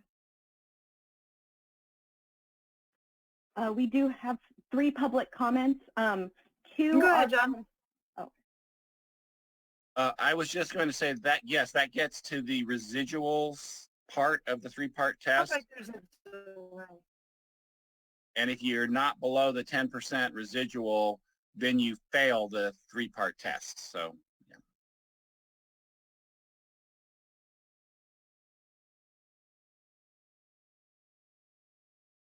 I think Chair Sanborn's video is a little delayed, so Laura, if you want to go ahead. That sounds good. Thanks, Kate. So we have 3 comments. 2 are from the same person and very similar, so I can read both of those or just one into the record. Is there a preference on whether to read one or both? Okay, so I will go. So the first A comment is from NREP USA, Daniel Velasquez. Regarding advanced recycling, please consider workshops with stakeholders involved in this new groundbreaking industry at a time that the international community is limiting the waste export as disclosed in the latest meetings of the Basel Convention. Also, petrochemical end products derived from the process of advanced recycling can range from the production of new plastics, waxes, and even to power the engines and machinery needed for the drilling and extraction of lithium for EV batteries in the mining sector. The second comment is also from Daniel Velasquez of NREP USA. It says, regarding advanced recycling, please note that the end products range from petrochemicals to make new plastic fuels, waxes, and even gas for electricity. The byproducts, such as carbon black, have great use in the agriculture and rubber industry. Even more, end products of chemical recycling can power the engines for the extraction of lithium in the mining industry for EV batteries, since the mining industry relies on fuels for its operations. Hence, chemical recycling can take contaminated materials not able to be recovered under mechanical recycling. And all three will be published, but I will just read those two since the similarity of the third one. Thank you. I don't see any more comments in the chat. So here, I'm going to make a proposal because we're running pretty far over on our meeting today on time. And I don't see any other, oh, I see. Commissioner Sky, you want to say something before I wrap it up? I'll be very brief, actually. I agree with Commissioner Lapis. I think we shouldn't get hung up on what technology is being used. It's really about the feedstock and whether the material being processed meets a three-part test or not. And whether it's the work of the commission or the folks that want to present to us, I think we should push them in that direction and say that for the proponents of chemical recycling or whatever terminology they want to use, we would encourage them to work with CalRecycle and determine whether the facility they're proposing meets the three-part test or not. And then for our policies, I hope that we're consistent in saying, is it recycling or not? And that would be based on that test. So that was going to basically be my suggestion, is that we pose to all those who have commented to please look at the three-part test. And if you feel that your process, whatever you want to call it, chemical recycling or something else, meets the definition of recycling and will help us meet our goals as a commission to find a way to get to 75% or reduce contamination or create markets, then please, in writing, give us that information so we can have it and decide which committee it should go to, when it would be heard, how much time it's given, what kind of questions we might have back for you, because we simply will not have time for everybody to have the floor. We'd never be able to get to policy discussions. So we need you to help us, help you, because we do want to hear from those who are meeting the definition of recycling and are going to help us achieve the goals of the commission. But we need it in writing. Just asking for floor time is not really enough. And it's not that we're not being responsive. We just have to be careful with our time. It's the most precious thing we have. Is there anybody that wants to say anything else to those who have commented on conversion technology outside of just asking for more specific information from all of them? Or because I heard Commissioner Potashner suggest that we have them present to a committee or to the commission in future meetings without any more information. So I guess I just want to open it up to the commission. Is there anything else you'd like to do with these many requests we've had about chemical recycling at this point? Commissioner Dunleavy. Thank you. In California, are there any chemical recycling facilities now? And if so, what are they buying? What material are they taking in and what's the value? Because I'm just trying to have a hard time understanding conversion technology, chemical recycling, plasma arc. A lot of this technology that's out there is pretty expensive. So are we talking about a technology that is going to pay collection programs 10 cents a pound, 15 cents a pound, something to pay for the collection and processing and delivery of that material to these facilities? Or are we going to spend time, listening about a technology that costs $400 a ton when landfill costs are, $50 to $75 to $100 a ton, which just wouldn't make sense for any recycling facility or solid waste facility to deliver the material. Are we going to be in the same argument, or not argument, the same situation that the carpet people are under, where they can't get carpet because they're only paying a freight cost for the material, or the thermoform people that want all this material, but there's no financial incentive. So help me understand, the chemical recycling, what facilities are out there, and how is it going to benefit all the current collection and recycling programs? That's basically a request of the commenters who have suggested we take this up or here. Okay, so what I'm going to suggest is that the vice chair and I draft an official written response to the commenters on the multi letter that was submitted on October 12th, because basically most of this letter were complaints about our process, but it wasn't feeling ignored and the lack of acknowledgement and inclusion in our discussions. And clearly now we are discussing this as we just said we would, but what we're asking for is more information that's very specific. What facilities are in California that you call chemical recycling? Which facilities are meeting the three-part test as John Sitz laid out? That would then meet our definition of recycling, which could then help us meet the 75% goal. And possibly we can talk about that in the market development committee then as something we should help drive that market. But we don't have enough information, really. And just having an oral presentation that's open-ended without getting these details, I think could be very time consuming. So if you're all okay with that, then I'll work with the vice chair on a letter response asking for this information and encourage the companies. We want to hear from you. We just need more specifics, but particularly that you meet the three-part test to get to the definition of recyclable. Is that right? Thumbs up? Can we also add that they provide? Can we also add that they provide information on their track records at other facilities? So I know, having talked to a lot of these folks, they'll say, "Well, we have a facility in X state that is doing this," but there's a lot of other information we would need to know, like the uptime, the successful generation of products, etc.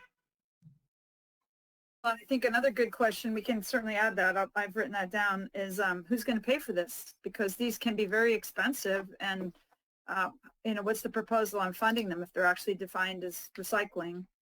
How is that going to work? Give us the picture of how this is going to work, because I think we're all struggling with what exactly is this and how would it fit into us meeting our goals.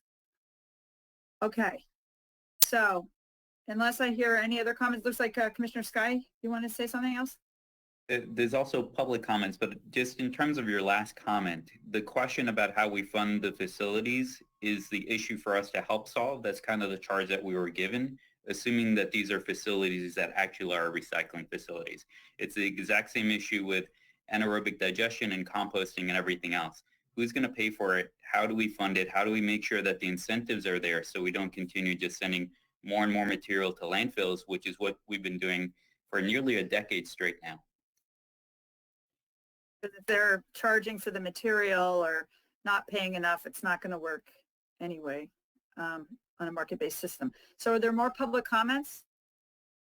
There is one additional public comment from NREP from Daniel Velasquez, and it says, several other states have passed legislation regarding chemical recycling: Texas, Iowa, Florida, Wisconsin, Illinois, just to name a few. American Chemistry Council has a full list of states with passed and proposed legislation. We would love to see all of that, and I would encourage them to actually submit it in the portal so the whole world can see what legislation has passed, what does it actually do, etc. That would be very helpful, I think. Thank you. Okay, so I'll work with Commissioner Valle on a response letter. This video was recorded. They can watch this as well if they couldn't be on the call today. And we're certainly not ignoring those comments. So with that, I think we're going to take, why don't we give it until 11:10, which is 8-minute break. And then we'll come back and pick up on our committee reports. Sound good? 8 minutes? Okay. See you in 8 minutes. Thank you.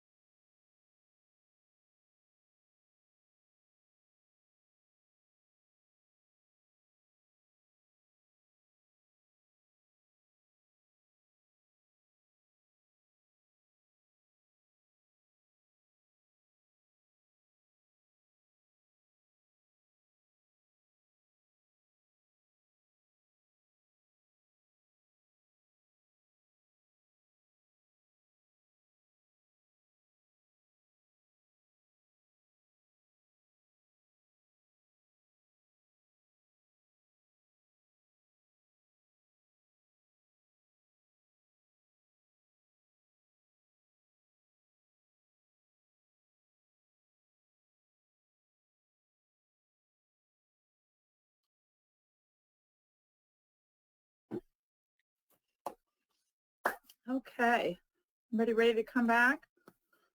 I know everybody's looking at their phones. What about the election?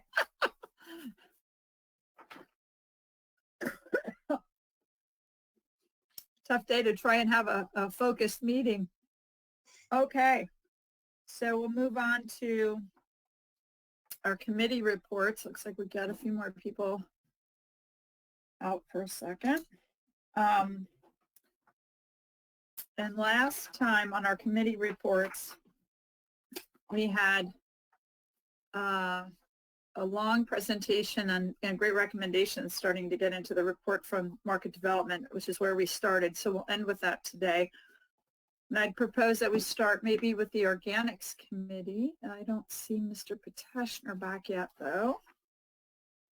So if he might take a little bit to come back, maybe we should start with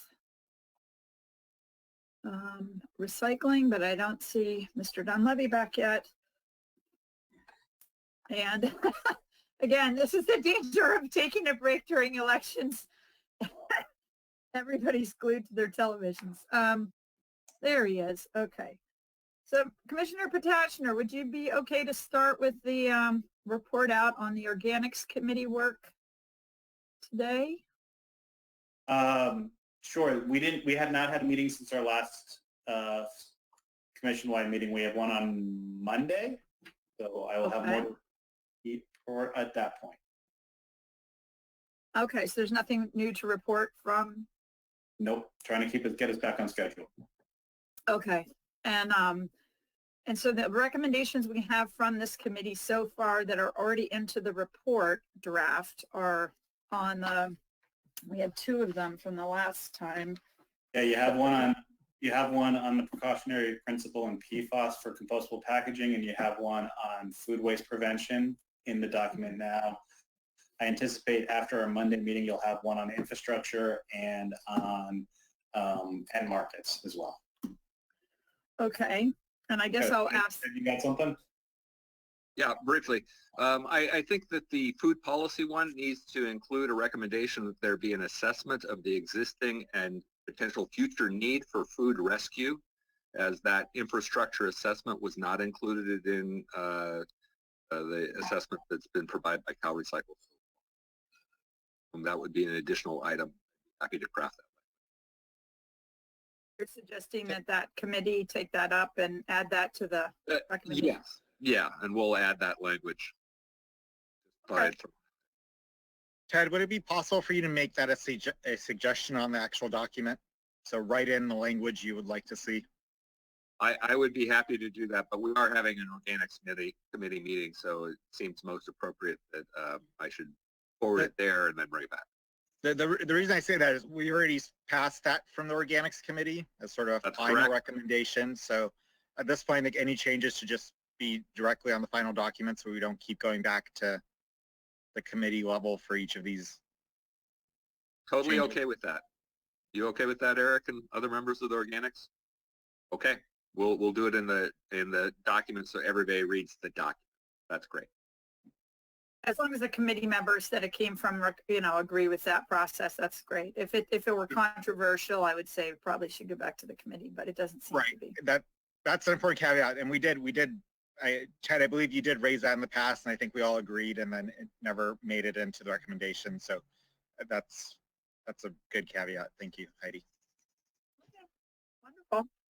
Well, thank you very much. So that's our report out. So I would just encourage again all the commissioners to read the organic section of the report on food recovery and on the precautionary principle and PFAS, and make sure you're really comfortable with it, because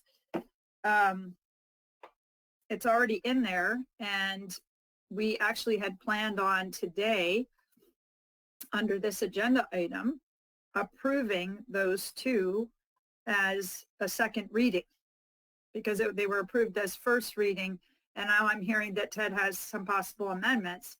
So with that, maybe we should hit pause on both of them, or just one of them. Since it was clear on everybody, we at the following this meeting, we convert all that red text to black, and then the additional section that I just discussed, I add in red, so everybody's clear on the new stuff. And Heidi, I think we can at least move the compostable packaging precautionary principle today. So with that, then this would be where we would do that. So is there anyone on the commission that has any concerns about the write-up on the precautionary principle proposal and banning the PFAS from the foodware? Because if not, then I think we should make it official, and it's part of the, and again, the report can still be pulled back and still modified prior to January 1st submittal, but this would be the first recommendation that's finished and actually in as black final writing in the report. So is there, I guess I'm just going to ask for a thumbs up. Is everybody okay that this is the second reading and it's official, the PFAS recommendation precautionary principles in the report? Awesome. Is okay. Osagura, great. Then is there anybody who's opposed to that? Not one. That's a consensus. Thank you so much. How exciting. That's our first official done part of the report. Okay, well done, commissioners. And then Ted, you'll go ahead and make some edits to the food recovery section, but the other part of this is approved. If we should do the same thing with that. And then any edit you make to it, everybody would see, and we'd have to approve that separately at the next, well, actually it would be first reading for that and then second reading at a follow-up meeting. Okay, so is everybody okay to approve the food recovery proposal as official second reading adopted in the report to go to the legislature on January 1st? Everybody okay? Thumbs up? Is there anybody that is not okay and would give a thumbs down? John, I'm sorry, you've got comment? There's a, if you read the, I think it's item, sorry, I had it up and I switched back. It's on page, on my copy, page 17, it's sustainable funding for food recovery organizations. It starts with a sentence that's scrambled. So I'm not sure that needs to be fixed. Thanks for bringing that up. I'd seen that too, and I forgot to bring it up myself. Yeah, it says expand cycle food event, Curacon. I mean, it doesn't even make sense. Yeah, I don't know what it means. Yeah, I don't know what it means. So I didn't want to move it forward without knowing what that means. But on number 9. Thanks. I had forgot to bring that up. Thanks, Todd. No, number 9 says incentivize local jurisdictions to include funding for food recovery. Let's before we move, get a comment from the people who drafted what that was intended. Can we, people who did this, what intended to be? Yeah, what are the incentives? Usually it's telling them what to do. In talking to the food banks and other food recovery organizations, they have complained about not having consistent funding. And the one idea that's come up is for them to be funded as part of the recycling infrastructure through rates, through franchise fees, et cetera, so they have consistent funding. The reason it's written as incentivize local jurisdictions is we didn't feel that there was a consensus on the commission to mandate, but it is a something that the state should do is encourage consistent local funding for food recovery organizations like food banks. Yeah, I like the local funding, Nick. The SB 1383 final draft regulations are pretty explicit about what jurisdictions must do to assure there's adequate capacity. And so I'm not sure how this squares with that. In our case, we're talking about issues outside what's discussed here. And so I don't want to limit, you know, and I don't want to suggest that we're limiting the focus under those 1383 regulations to only increasing solid waste rates on everybody. Because, you know, it's the food donation, the people who are donating food have some tax advantages in doing that. and there's money on the table in my view as a result of that, and we should be really talking about that. I also noted that the final draft regulations specifically exclude edible food as solid waste, which suggests it may lie outside the franchise realm. So, you know, I guess I like the idea of you know, having local support, but it's already, to me, it's explicit in the 1383 regulations. I'm a little concerned about focus on this. So in my opinion, it's not explicit. You know, whether or not we make it a recommendation is a decision of the group. But you know, when this originally came out when a big group of us, in the context of of the core technical council, sat down with the Alameda Food Bank, and we were talking through their economics, and it seems like the way to have a sustainable food recovery infrastructure to help local governments comply with 1383 is to have ongoing funding through a rate structure. That is the recommendation. If the group does not agree with it, we can take it out, but I don't think that's covered by 1383. Maybe we could look, I'd be glad to look at the language in the regulations and maybe square this one, if it would be okay just to hold this one for till the next meeting rather than move it forward as part of the recommendation. It's pretty explicit that it needs to be in the solid waste rate structure.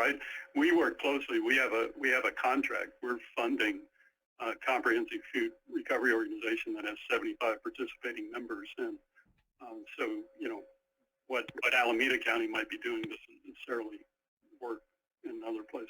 So if we could just hold this one and bring it back, I'd be more comfortable. John, I'll work with you on it. Okay, thank you. And Commissioner Ward, do you want to weigh in on this? Yeah, I just like to express a little caution about saying that this needs to be in the rate structure.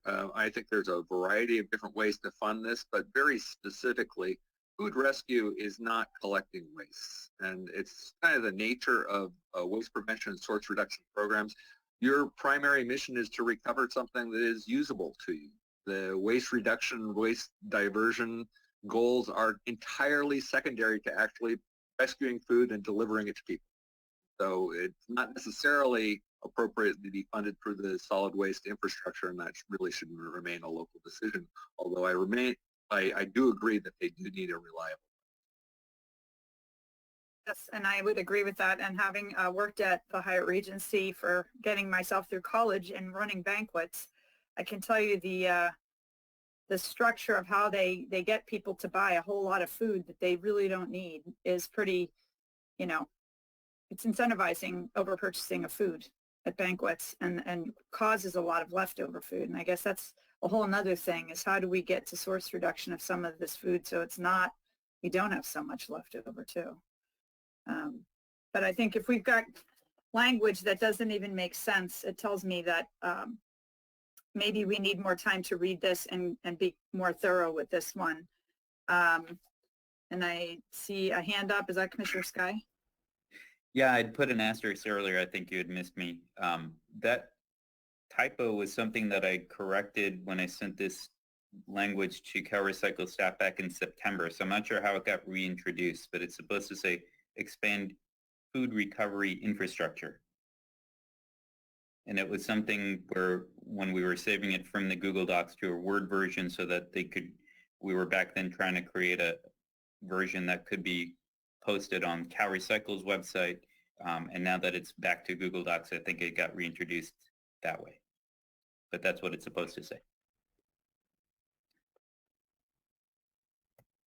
Recovery infrastructure and incentivize local jurisdictions is how it should read. Okay.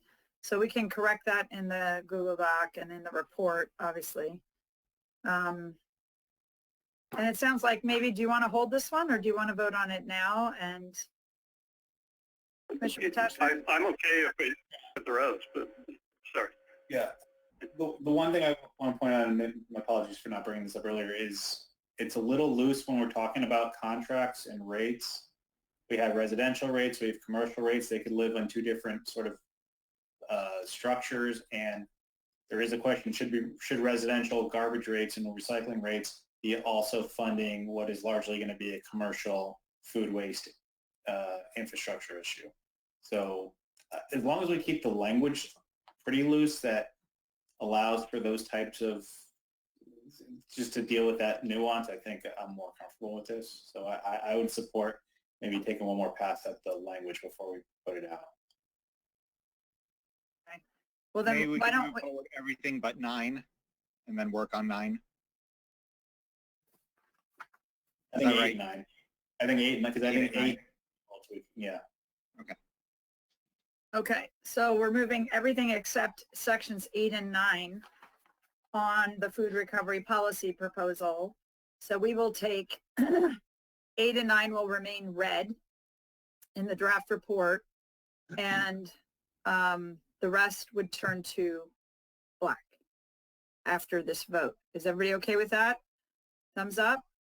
So this is basically a vote to leave everything else in there, okay? Potashner, I'm sorry, just want to make sure you're okay? Okay, very good. Anybody opposed? Okay, and before we close this, it looks like Commissioner Schneider had something to say. I apologize. I was going to comment on 8 and 9 just with gleaming programs, funding mechanism for those, or policy mechanisms. I'm sorry, it's day after Election Day, the phone is ringing. So I didn't really see everything else that we're voting on, but I will assume that all of you did a great job. Well, it's still, you know, the report isn't done until it's sent over in January. So if you do have time to read it and really find something you want to bring up, you can, any of us or the public could still bring these things back up. I apologize, everybody. I won re-election, so my phone is ringing constantly, so I'm bouncing back and forth. Thank you.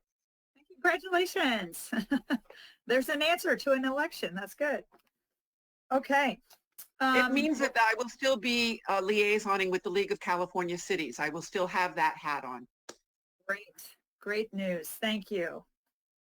Okay. Well, I think we've done the work for the Organics Committee then. We've approved 2 giant sections for the report, and we've got a couple sections that need a little more work. Well done, Commission. Okay, so our next committee, we can, and thank you, Chair Potashner, for your work and the committee on their work.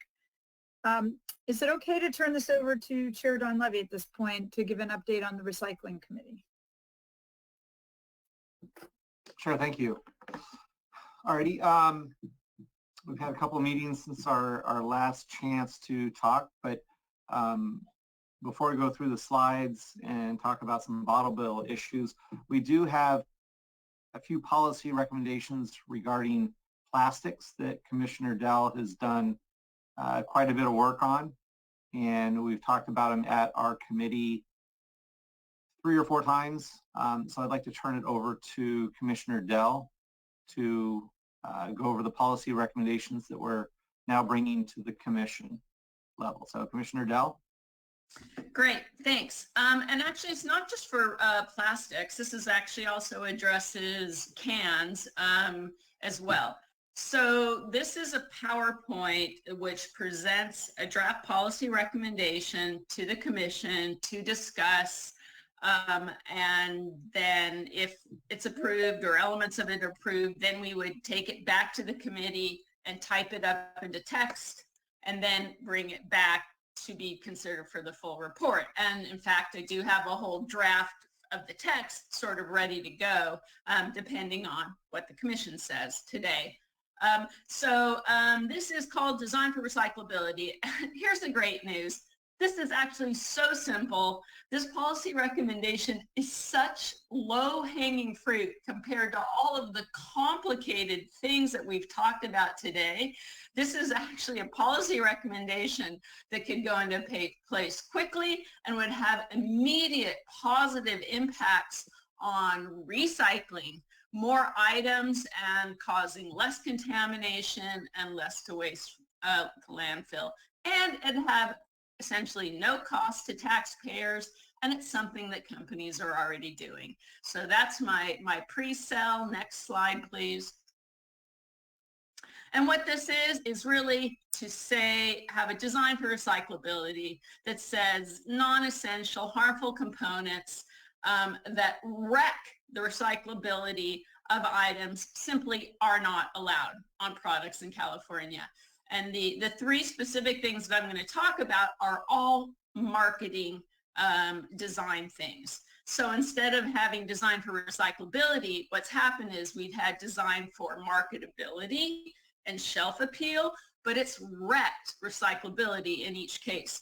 Number one, the proposal is to only have clear PET beverage bottles sold in California. This is actually something that all the beverage companies have willingly done in Japan since 2001. You can see my pictures of problem and simple solution. Actually, a lot of the products that are in green here are sold in clear PET in Japan for 19 years. It's now a law in South Korea. I've heard it's a law in somewhere in Europe, although I haven't tracked that down. Doesn't prohibit selling Diet 7-Up. I like Diet 7-Up from time to time. It just simply says, use clear PET because it has high value and it's easy to recycle. The second item is no combined metal plastic components, particularly these lids, which are on some beverage containers that when they end up in a PET recycling facility, they cause havoc. And actually all three of these ideas, just so that you know, I got these ideas 2 years ago from Paul at Global Plastics. I met him at a plastics conference, and he told me about these problems with these beverage and containers. And I said, well, why are they still doing this? And he goes, I don't know, but they wreak havoc. And I said, well, let's just say don't do those. These are marketing things.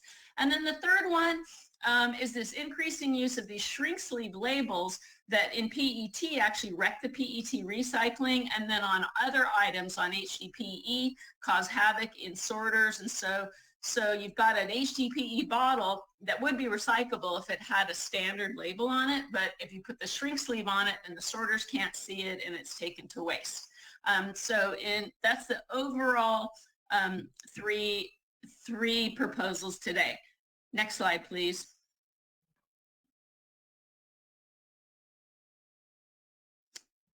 So we talked about this at the recycling committee.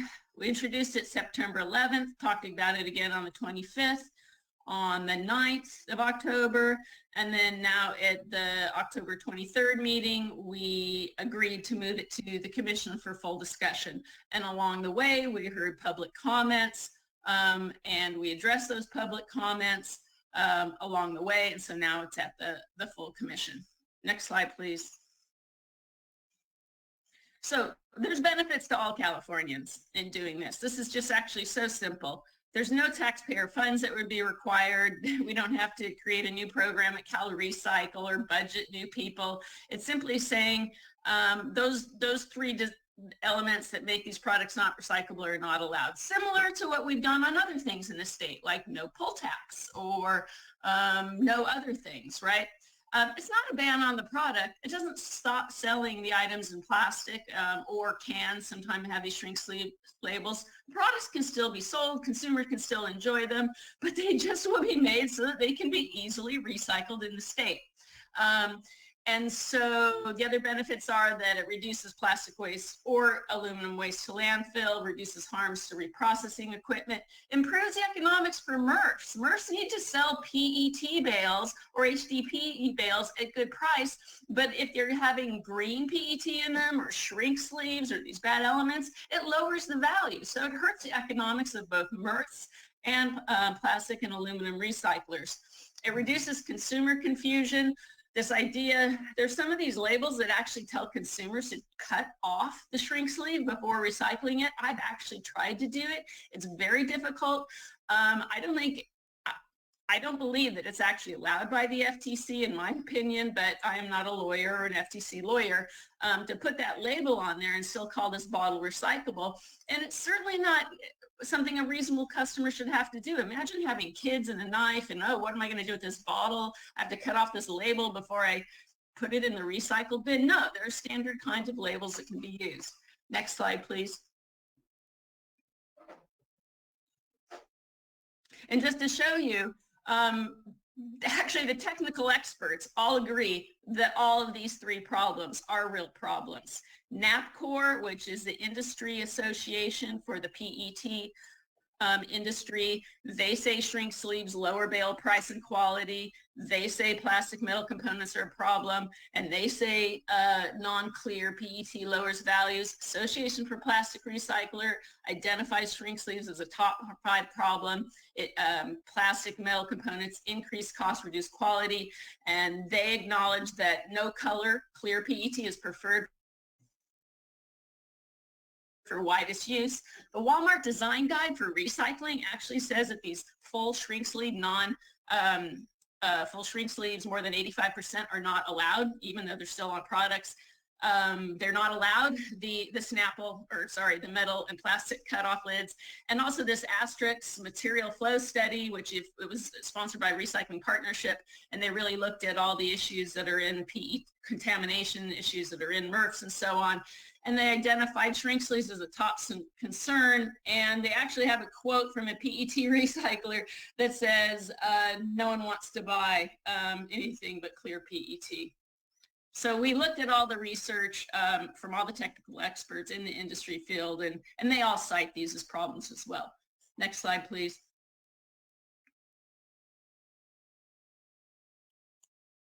So just a bit more detail just to show that we've done real research into it. So the proposal would be that only clear PET bottles are employed for beverage bottles in California. And again, companies have been doing this in Japan since 2001.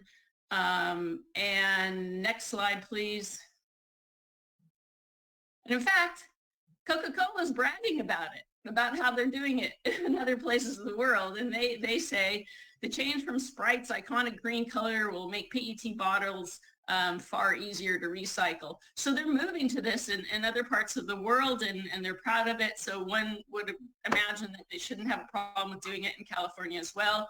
Another aspect to this actually that came up as a comment from Susan Collins at Container Recycling Institute was that now that there's going to be this PET requirement for mandated content in PET bottles, it's going to need to be clear to come back, right? So it's impossible to think you'd get a system where you'd get green or blue back and just put recycled content back into them. Really, to get enough clean PET back, it's better to meet the mandated requirements. Is better to have clear PET. Next slide, please. And this is a marketing mechanism. And again, these little tops that have metal and plastic cause havoc in the PET processors. Next slide, please. And then shrink sleeves. And shrink sleeves, by and large, are being put on products now for marketing reasons. And I've just given some examples here of problem containers, and then containers that are used for exactly the same kind of products, sometimes the very same companies that aren't a problem. They're simple solutions to use other types of labels and approved labels that don't wreck recyclability. So there's standard labels that exist for all of this. A question that's come up is would the recommendation be that we should just strictly follow the Association of Plastic Recyclers guidelines for what are acceptable shrink sleeves? And based on what I've heard from California PET processors, I would say no. I think we need to really have our own California law, because some of the approved labels actually take the installation of expensive new equipment or take a lot more wash water. So then rather than just citing another outside group's approved list, we should actually take a look and really poll the PET processors and recyclers within California to say which type of labels don't cause problems in your existing operations. Next slide, please. Commissioner Dell, there's a few comments from the commissioners, starting with I'm Commissioner almost Ward. done. I'm almost done, and then you can ask questions or make comments. Okay, so that's the shrink sleeves. Next, last slide, please. So this is it in summary. The current proposal is to require only clear PET, adopt a state policy that says only clear PET beverage bottles. The no combined metal, plastic, or components or lids. Within the committee, there was discussion of should we say, nope, don't use them, or should we create a management method where if a product company uses it, they would have to call the beverage bottle a 7, and then it would get a different fee. So those are options of policy management. I'm advocating for just saying, no, let's not use it. I think it's most direct, but it is definitely, you can see the other two ideas. We could adopt a state policy to allow CalRecycle to have the ability to determine should these be a 7 or should there be an interrupter fee, and manage it that way. And then on the labels, adopt a state policy to not allow manufacturers to use these shrink sleeve or non-compatible labels that wreck recycling. And with that, okay, happy to answer questions and take comments and ideas. Let's see, who gets to go first? Who was first? I've lost track of when I started. I think Ward I is think it was next. Ward. Okay. Ted Ward? Yeah, I just think you did a great job on this, Commissioner Dell, and I would move that we adopt these policies and ask you to draft language for consideration at a future meeting. Specifically, on item 1, I would go with the first bullet. I like the idea of a disruptor fee, but I think it's clear enough that this should just not be allowed. So I'd go with the first bullet on item 2, but recommend we develop policy language for a future meeting. Great, thank you. So next, Commissioner Sky is next. Lapis. Oh, Hey, please, someone else, because I've lost track of the asterisk. thank you for your work on this. I do think that design for recyclability is one of the key things we need to work on, and appreciate you taking it on. Mostly on the same page with a couple maybe things where I'm not sure I totally agree. One is, on the APR guidance. I think the APR members, as far as I know, are the plastics recyclers, and so if they say something's okay, I am inclined to believe them. They've never really had motivation to, accept things that they don't want. So I would just hate for us to have a completely different standard in California than is the rest of the country, unless there's a really good reason, and it seems like the APR guidance is a good starting point. Well, if I may reply to that, that's what I started with too. And just to let you know, 2 of the major PET recyclers in California quit APR last year, Carbon Light and Verdeco. So they really don't actually represent California recyclers. And when we had Paul from Global Plastics in, and he gave a presentation, and then he talked about exactly these problems, he emphasized that that it would be better just to, that he had unique circumstances. And definitely I've heard that some of the so APR isn't independent, right? There's commercial interests that help get their labels approved. And so I do think it should be more independent of what really works for California recyclers, even to the extent if we set up a network or we could have a policy recommendation of a committee of actual PET recyclers who could say, yes, no, that works in our state. Because the water issue is a big deal actually also too. There's some washable inks that are getting proposed, but we're a really water scarce state. So I think that it would be better if we really looked at what, how PET processors in California or plastics processors view the processing equipment needed to handle these things. I will try to follow up with some of the PET reclaimers that you mentioned. If any of them are listening, can submit comments. I'm curious if they dropped out of APR because they didn't agree with this, or I mean, I just don't think we should be making the decision for them in terms of what they can and can't accept. And I'm always nervous when it seems like us, you know, our group of 17 people who are well-meaning, but not, you know, we're still 17 people who were chosen for a commission, make really sweeping changes. I think it's, I think it'll be taken more seriously by the legislature and other folks if it is citing an industry guidance. And so I want to make sure that there's good reason to move away from that. So maybe just put a pin in that for now until we hear from the other PET folks. And then on the item that's on the page now, I agree that it should be that number one should be a policy that the legislature adopt. I don't want to rule out a variation of number two. And that's, I mean, we have the second bullet point is basically pass a law saying that they are number sevens. And I think that is also a good policy. There's another thing we talked about, which was having different processing fees for different categories of number ones. So not having a single number one processing fee, but having a number one clear processing fee and a number one colored processing fee, which is something I think we should leave in there because I think it is within the scope of CalRecycle existing authority. And I don't think it would require a change in law. So that would be a recommendation to CalRecycle. And that's the one thing that we talked about that I don't think was really reflected here. But other than that, everything else looks great. Oh, and actually one more point, sorry. On the shrink sleeves, I agree with the sentiment and with the concept. I think in the actual proposal, we need to make sure we leave room for, you know, things that are done for health and safety or, you know, stuff like that. But that comes down to wordsmithing the actual recommendation. Are you recommending some changes to this, or what are you recommending? Because this is being proposed to us for actual adoption. I don't think it is being proposed to us for adoption because it's not a written recommendation.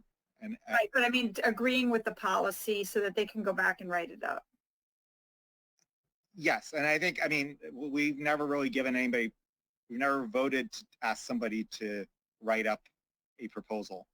And I personally think that this is great, and I would love to see a variation of this adopted, but some parts of it need a little bit of work. And I would be glad to help. Well, I think what I'm hearing, I mean, we need to take it back and put it into the text form, and after we got input to do this, but if I could just hit the nail on the head here. For both number one and number two, the question becomes, would the commission prefer to have a policy that we say, no, clear only, there's no market for green, there's no market or for brown, blue, and in fact, trying to separate them makes you lose some clear. And the same with the lids. Or do we want to have some sort of disruptor fee? And that third bullet under the second one, I think, is what you're talking about, Nick. And I would like to have a discussion and input from the commission because I don't want to have to go back and write two different text options. I'm advocating that out is out. And if we really want to fix something and get real, we say, don't use it. It's not recyclable. It wrecks recyclability. There's no value. Doesn't hurt anybody. Everybody gets to still enjoy their beverages.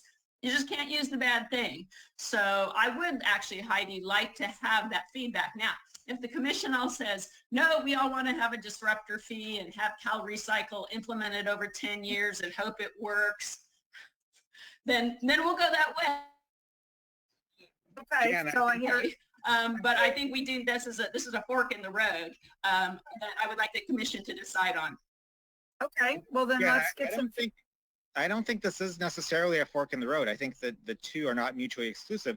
Yes, if you're talking about what the recommendation to the legislature is it a fee or a ban, that totally makes sense. But I think we have a recommendation to the legislature that I would be comfortable being either of those, but I think I prefer a ban. But separately, under the state bottle bill, we'd like to make a recommendation to CalRecycle on the processing fees and how they're assessed on different products. That doesn't require a change in statute. It's its own, it's existing law. It's how CalRecycle is implementing the bottle bill. And then again, the nice thing about that is that it does not require a bill to pass, and especially doesn't require a 2/3 vote bill, which a lot of fees would be. So commissioners in the chat box that wanted to. Okay. Commissioner Medrano, did you want to say something? Yeah, quickly. Thank you very much for the report. I like the similarities between the Ellen MacArthur report that was recently produced on recyclability design. At what point will we want to add recycled contents on the containers or a requirement? Or are we keeping that out because of the future legislation or future item that Recology is bringing up? Yeah, so this is designed for recyclability, and then requiring recycled content. Obviously, there's been one law passed. I view that as a parallel effort, but not part of this. So this sets it up on these items. It's really plastic bottles, jugs, and aluminum cans. There's some shrink sleeves going on aluminum cans. It just sets it up for being most recyclable, helping the system today. There's demand for clear PET and HDPE today, you know. There is a real demand. This isn't like, oh, let's go make a market. So let's get more of that, filling that demand. So to answer your question, I just see that as a parallel effort. If that's okay. Thank you. Commissioner Dunleavy? Yes, Commissioner Dell, thank you again for all your hard work on this. I mean, this is just common sense. It's better packaging. We like the products that are inside, the lemon lime drinks, the hand lotions. Those are all great products. The packaging is what needs to be worked on. Going from green to clear, it's going to help the MRFs. It's going to help the recycling centers. It's going to help the reclaimers. It's going to help achieve AB 793. So I think that one's pretty easy to do. With the shrink sleeves, the labeling, I mean, we're talking fractions of a penny that they're putting on the labels. But when they put on these incompatible labels, it really harms the recyclability of it. And I think there are labels out there, as we've seen, they could put on that are compatible to the recycling process. So I think all three of these are achievable. Number two was going to get CalRecycle involved. And in past discussions with the Assistant Deputy Director, as far as reclassifying containers to another processing payment, my understanding from CalRecycle is if a container is predominantly PET, they're limited to that processing payment. They couldn't convert it to a number 7 or another item. Same thing with an aluminum can. Even though it might have had a plastic lid or a plastic label, they could not reclassify it. It might be worth another discussion with Deputy Director Keeney at this point, but gets them involved with it. With this, if Commissioner Ward had a motion, I would happily second it, that Commissioner Dell, we write this up into the policy format that's been presented to the commission and then bring it back to the commission level rather than further discussion at the recycling committee. I think it's up here. I think we can keep it up here for the sake of time. So Commissioner Ward, if that was a motion to move, I happily second it. There's still other commissioners that have thoughts, so I thought we should take them all before we make, if that's okay. Sorry, Commissioner Toyota, I'm caught, thank you. I'm caught up on the asterisk. Commissioner Toyota. Yeah, thank you. You know, I really like this, and I really appreciate all the work that went into it. Just a couple of comments. overall in general, bans, they don't necessarily create a change to packaging for recycling. It doesn't automatically do that. So, when you specifically for number one, say moving from green to a clear bottle, then that takes care of it. Removing shrink sleeve labels most likely will, but it doesn't necessarily do that. Bans don't automatically create packaging or an incentive to package for recycling. So that's one of my kind of a little bit of an issue here. The other thing is we're getting really kind of specific on very specific items, which is great because I mean really they do need to be moved out of the system and quickly. But legislation, it's hard to get passed and then it's very hard to change. And so I kind of agree that maybe this doesn't have to be a crossroads and maybe you can still add something in there when you write this out that you can do all this, but also add a disruptor fee for something that comes up later so that we don't have to create a whole nother law and go through a whole nother process for the next issue that comes through. I'd really like to see if there's some way that they can do all of these things and then possibly create a disruptor fee for anything else, or I can help work wording on that, whatever, but I don't necessarily want to take that out at this point, or at least bring those points in somewhere else so that, again, we're not so specific that we just have to take every single thing back up to the legislation. Yeah, and that's a really great point. And I know we're making recommendations to the CRV system, so maybe that's a place to put it in parallel, right?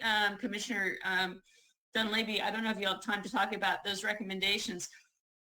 And that's fine for beverages, but actually if you remember the previous slide for the shrink sleeves, actually the good news is there's not that many bad shrink sleeves on PET bottles. Those are mostly been taken off. That's the good news. I'm going to I won't say what it is, but I did get one company to take them off. But it's mostly not beverage. It's HDPE of coffee stuff. It's not CRV. So there's not a fee mechanism set up, right? So there would be no way to put a disruptor fee on shrink sleeves on this mayonnaise, for example. There's no, I don't think we could create one, right? But point taken on the CRV and improving the CRV, that maybe there can be a mechanism around design recyclability and an disruptor fee in general around that. Commissioner Dunleavy, is that something we can include in the discussion of improving the CRV system?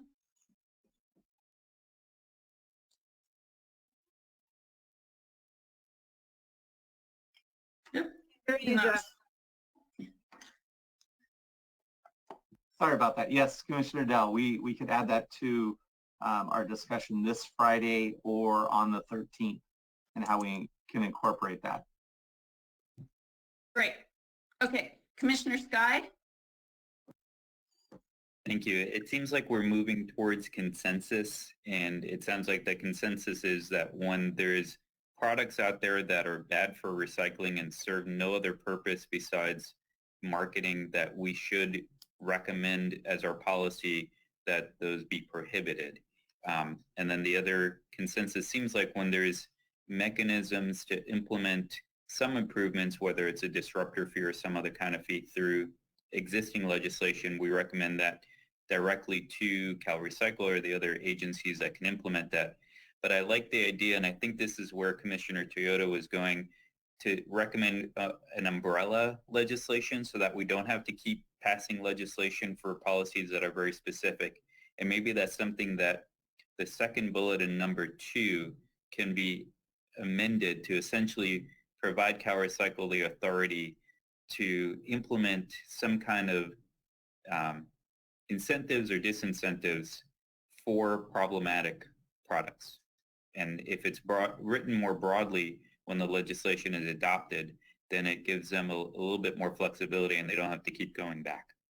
So I don't know if Commissioner Toyota, is that something that would encapsulate your comments? Yes, that's actually, thank you very much for articulating that.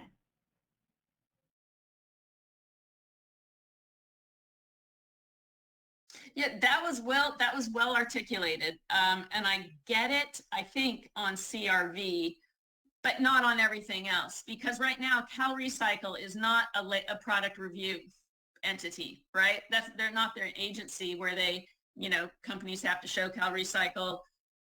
Do they have to on CRV? Do companies have to say, hey, here's our product on CRV, we get a disruptor fee? Is there a mechanism right now? Someone help me.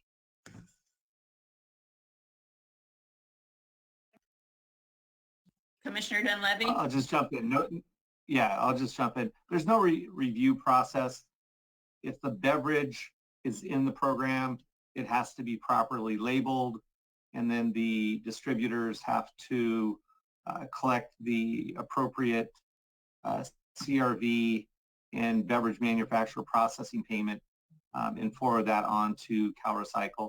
And then CalRecycle, they do audits from time to time to look at containers that are out on the shelves to make sure they are in the program. But that's something that the audit process has been limited. But there's no product or design review before it actually hits the shelf. So a lot of times recyclers will forward items on. Like right now, we're seeing a lot of CBD drinks hitting the shelf that are labeled CRV or not labeled CRV, but they're in the program, and then CalRecycle goes to the producers on those. So right now, then, a company gets to decide to put a 7 on it or not, based on type of material? No? Yes. Yes. Yes. Nick's saying no. No, they don't. They don't have to get it pre-approved, but there are specific requirements for CRV. So taking this idea of this umbrella look at for beverage containers, it could potentially be worked through the CRV in maybe a more robust way, right? So that it's labeled a 7, because the 7s get higher disruptor fees, correct? So maybe we can work to strengthen that, right? Okay. But then I pose the question back to Commissioner Toyota and Commissioner Sky for all of the non-beverage. All in the previous slide, there's so many containers of detergents and all these things, tons of containers. CalRecycle's not an entity, is not a product review entity. They're just not set up to be that. I don't know. It's probably not in their charter to do that. So would an umbrella, so what are you thinking there? Just to clarify, my suggestion was to make that essentially a 4th recommendation, that to the legislature to adopt legislation that would give that authority to CalRecycle so that they could regulate all those other products. Oh, okay. Okay, that's interesting. So may I break that one off and keep these 3 around design for recyclability because they're kind of specific, and give some thought to that 4th one around what that might look like? Is that okay? Yes. Okay, this is Heidi. I just want to make sure I understand what you're saying. So you're suggesting a 4th recommendation that gives CalRecycle, we ask for legislation that gives CalRecycle the authority to vet the materials getting onto the market, basically. Exactly. Which is what we've discussed. So there's 2 ways that this can happen. One is that, or the other is producer performance standards and like producer responsibility that they have to achieve X, Y, and Z to just operate. So just putting it out there, those are 2 different ways to get at the same thing. And I think we're running out of time. We're at 5 after, but this is very important discussion. And Commissioner Schneider was next, and then there's a public comment. I like everything that you've done, but I'm putting my reuse hat on. you're designing for recyclability, not designing for reuse and refillables. So does that mean that that component then goes under source reduction where it's standing alone and not being considered for any bottle bill changes or other changes? Part of the problem with reuse in its various forms is it's always an afterthought, and it actually needs to be at the front end. And that's just a simple way of making sure that reuse is considered in the design. Over time, we have allowed glass to be substituted for plastic. And this recommendation, which I agree with, is still going to continue that trend. I completely agree with you. I think, and I know I've gotten public comments from stakeholders. Why aren't you talking more about reusables and refillables and all of that? And I know you've raised your hand, and now you'll have more time. Congratulations on your election to move forward with that. And that needs to be emphasized in the report because that's reduction, right, of all packaging. So I think this is a critical issue you bring up and one that needs to be addressed. But I think this stands alone, just looking at this one aspect of how can we immediately reduce waste to landfills, improve recyclability. This is a standalone thing, if that's okay. I agree with that. I just have to point that out for all of us. We've got to put it at the front end of anything that we're doing, or it will never happen. My other concern is if we, on the Market Development Committee, we talked about standardization of bottle types, like what Canada has done for beer bottles. If California goes that direction, the labels become a bigger issue. So I'm really interested to hear about labeling and what can make something reusable as opposed to not just hindering the recycling of it. So just throwing that out there as the recycling committee goes forward. Okay, and we have a public comment? Yes, we have one public comment. It's from Bruce Magnani from Association of Plastics Recyclers, APR. He says, APR does represent California recyclers and reclaimers. One member is one of the largest PET reclaimers in the world. Commissioner Adele, who I believe is an engineer, would be welcome to speak with APR directly so she has a true understanding of the comprehensively developed design guide. APR consulted with some of the most knowledgeable experts in the recycling industry in the world. And that is the comment. Well, I'd enjoy the conversation. I've actually paid my own way to 2 of your conferences and attended and read the design guidelines in great detail. And it's actually where I met Paul from Global Plastics on the floor of the APR conference 2 years ago, who complained to me about all of these things that are entering his processing facility. So with that, Commissioner Dell, I'm sorry to interrupt you again. Another one just came through from APR that I can read to you.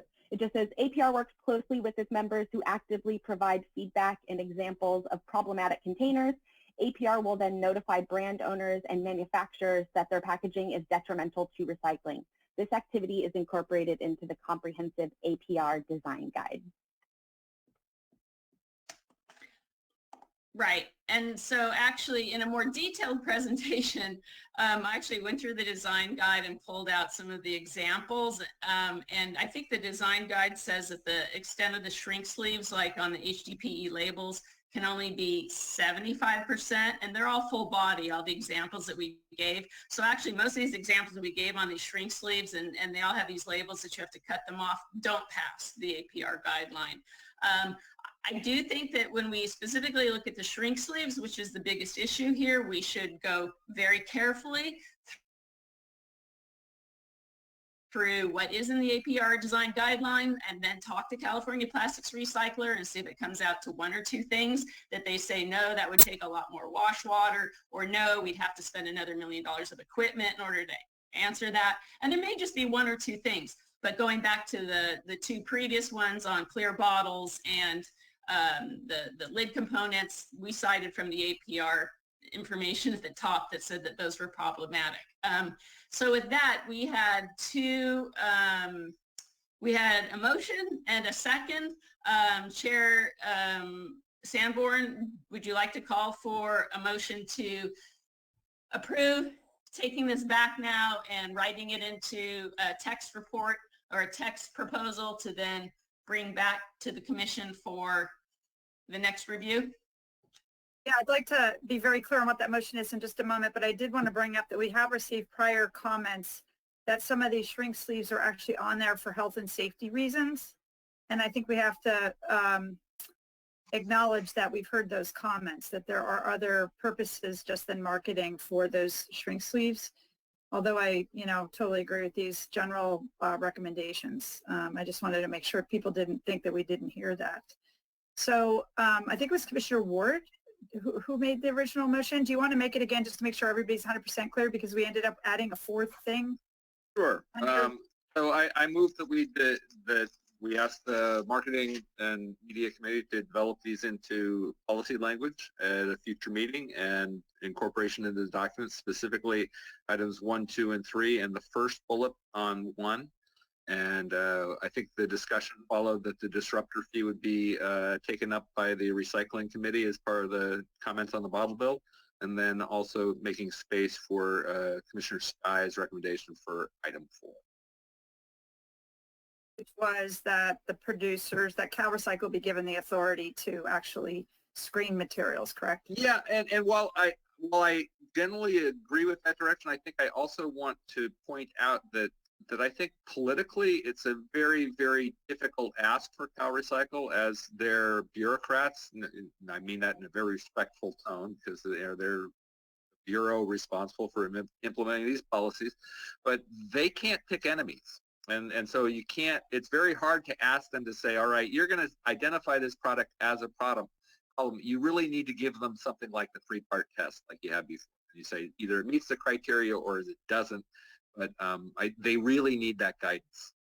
Without it, I think it's not a workable. As a friendly amendment, that was actually, I was waiting to see if somebody was going to say it, but that was my suggestion as well, because I think I don't see how they would have the ability to vet this stuff. But I think if we have a standard and a test that they can check the box whether those things have been met, that they could do. So maybe that's a friendly amendment if you wish to accept it. I think we're actually on the same page. So to the extent you understood my motion, that was it.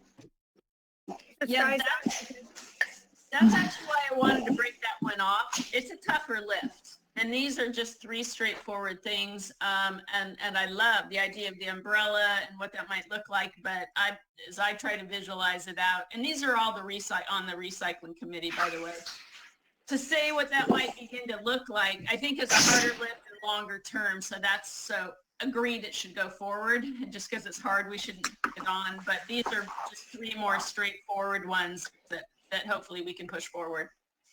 Okay, so the motion. But I think on the motion too, though, didn't Commissioner Lapis ask that we double check the information that we put here in terms of what the agency was saying was, the AP, whatever. I mean, it's, that we check that. That should be part of the motion.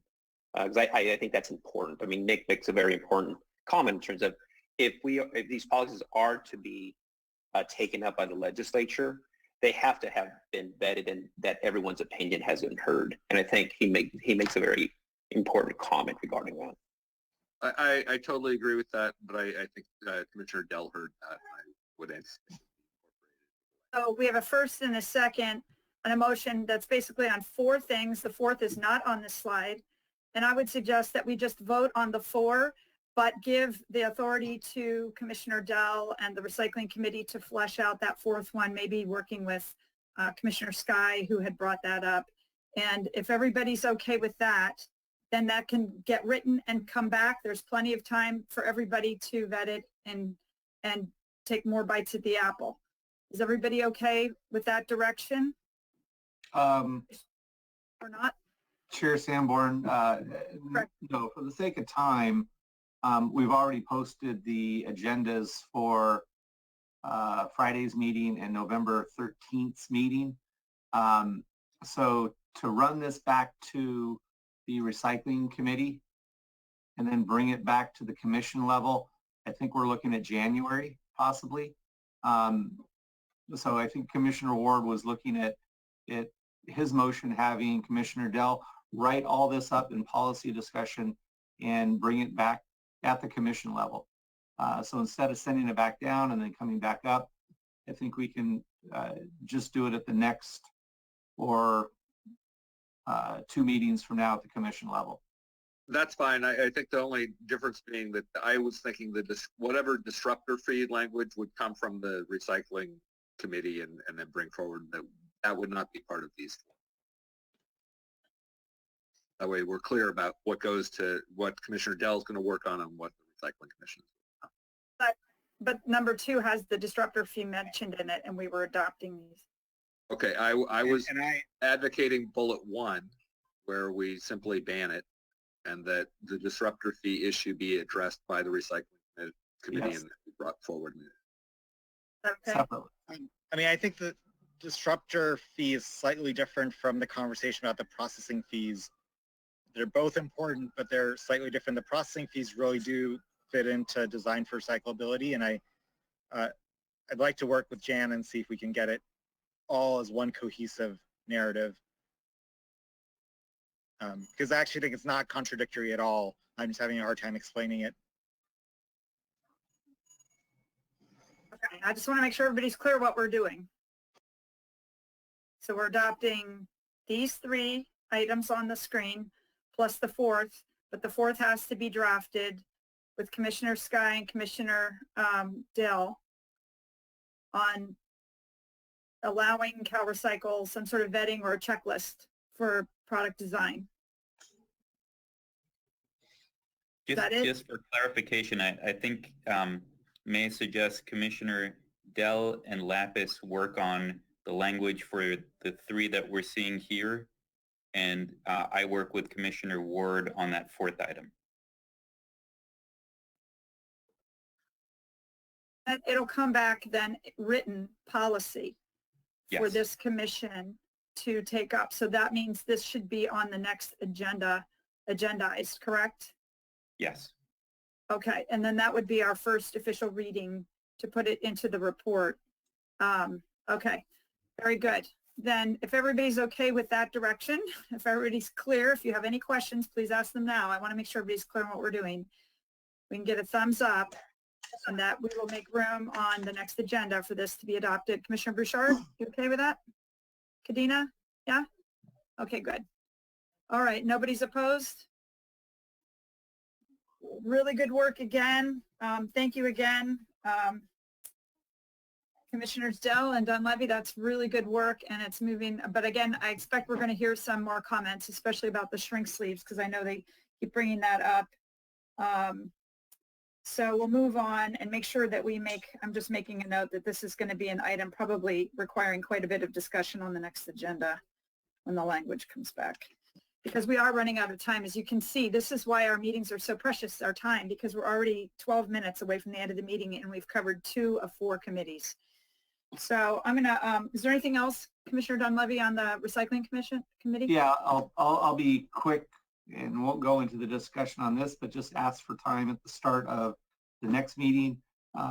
We will bring policy recommendations back to the commission related to making the grocers whole so they can be a stronger part of the program. Right now, they don't get paid CRV or handling fees, so we'll recommend that.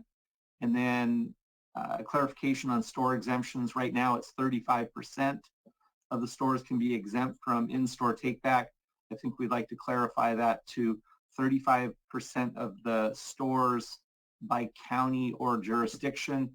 And the freshest example of that right now is up in Humboldt, where I think all 16 stores have filed exemptions, and there's only 1 gas station that is a dealer take-back, and they've lost all their recycling centers. So it's allowed that all those stores filed an exemption, but now that jurisdiction is without a real viable recycling center. So we'll bring some language to clarify the store exemptions from 35% to 35% by county or jurisdiction. Okay. Well, the only thing, oh, you got more. Go ahead on that. Oh, I was just going to suggest that this item alone that's coming back to the next committee could take quite a bit of time, and we haven't even heard from the other committees yet with other policies. So we may get to the place where we have to start prioritizing, but we'll do that together in just a moment. Okay. And then we'll also bring a policy recommendation basically to support CalRecycle's AB 54 report addressing convenience zones, and then allowing handling fee payments to recycling centers that are not on dealer sites. Right now they must be on a dealer site, but these are concepts that are in the CalRecycle AB 54 report. So I think we would just be making the recommendation to support that report with policy, but then also adding establishing caps on handling fees by recycling center or by jurisdiction, because there's some recycling centers that are getting handling fees in excess of $20,000 per month. And then some zones that are very highly served with a lot of convenience zones, and they're getting hundreds of thousands of dollars a month in handling fees. So to take the burden off of the fund, limiting the handling fees by recycling center and jurisdiction. So we'll come back with that language. Then next slide. Some areas that we have not been able to come to a consensus on, but how we deal with payments for overserved and underserved areas based on density. This is an item that was addressed in the AB 54 report, but we can't make this recommendation until we get some information from CalRecycle. If you could go to the next slide. And then the same thing goes with increased deposits or adding wine and spirits, because the finances on these two items are huge. Within the bottle bill, people pay a sales tax on deposits. So right now, the Beverage Container Fund is taking in approximately $1.3 to $1.4 billion a year. But then that money, consumers are paying a sales tax. So it's generating in excess of $100 million a year in sales tax dollars that go to the general fund. So we've asked CalRecycle for some data before we consider making a recommendation on increasing the deposits or wine and spirits, just because the dollars are so huge with these two items. So we'll have to wait for CalRecycle's information. And then, as I mentioned, we have a meeting this coming Friday, and then one scheduled for the 13th, and then we will schedule some follow-up meetings going into December. So that's it for me. Okay. Thank you. And Commissioner Schneider? You had a comment? Commissioner Schneider? Sorry. You're muted, Ann. Commissioner Donlevy, your last slide where you're talking about adding spirits, can you, when you're looking at that, please consider reuse, refillables? Okay. And the effect of commingling that has hurt any existing refillables. And I understand that refillables and curbside don't go together well, so you're going to go into, it's going to be a drop-off or buyback, I would think. Okay. Okay. I'm going to make a suggestion, because I think the resource reduction and refilling was kind of delegated to you and Commissioner Ward. And maybe when it comes to specific recommendations coming from different committees on items that refilling and reuse might be a good option, that you coordinate there and make sure that there's some, discussion about that. Maybe get invited to that committee to discuss those options or something. Excellent. Thank you. Okay, sure. And I do want to say that I've talked to CalRecycle, and they say that they can't really provide the data on wine and spirits because they don't do wine and spirits now. They don't have that data. And I'm worried if we want to make a recommendation on increasing the deposit or wine and spirits, I'm not sure we're ever going to get the data in it that has been requested in advance of our making a decision. And I'm not sure we have to have it. I just wanted to throw that out there. Zoe, did you want to speak to that? Yeah, so we've met internally, and we'll have an update for the commission and the committee as to what we can provide very, very shortly. We're taking a look and just seeing, what is available. So, to your point, Heidi, this isn't data that the department collects, but I think there is some information that we'll be able to provide that'll be helpful in responsive to what Jeff and the recycling committee would like us to provide. That's great. Thank you. And we're already only 5 minutes away, and because we're only noticed until 12:30 and actually 4 minutes away now, we literally can't go over or they turn the whole Zoom thing off. So unfortunately, we were not even able to get to the labeling or the market development committees. So I would encourage those committees to continue your work and see if you have more time, you can get more work done and be ready, because we'll put maybe labeling, however you want to do it, Commissioner Dell and Mr. Davis, one or the other will be first at the next meeting, and then we can go backwards and take up, organics or recycling and organics. So you can see where we're getting very jammed on time to have these policy discussions and getting them into the January 1 report. And I think all those watching who ask questions about this, you are seeing the report be written live. Those are our priorities, and you can see from what we're doing what will be most likely into the January 1st report, because we have 2 readings. So there's not going to be any surprises on what is in this report or giving you enough time to comment. So I want to make sure everybody's clear on that. With that, I'm going to move it on to our next agenda item, which is future meetings. So we've got number 8. So on the 18th of November, we're going to have an open discussion. We've got Assemblymember Eggman coming for half an hour. She will be from 9:30 to 10. We will have her at the next meeting. So if you have questions for Assemblymember Eggman, please let us know, or just go ahead and bring them to the committee or commission meeting. We have December 16th. Kelly Pay Secretary Blumenfeld will be back from 9 to 9:30. So looking forward to talking with us again. And that's all and then for future agenda items for the next meeting, I have that we're going to put at least an hour on the final ban recommendations. And so we'll take that up again, and hopefully everybody agrees with that. And the chair and I will bring back something about a battery proposal, some ideas on how to handle that battery issue since we're seeing the fires.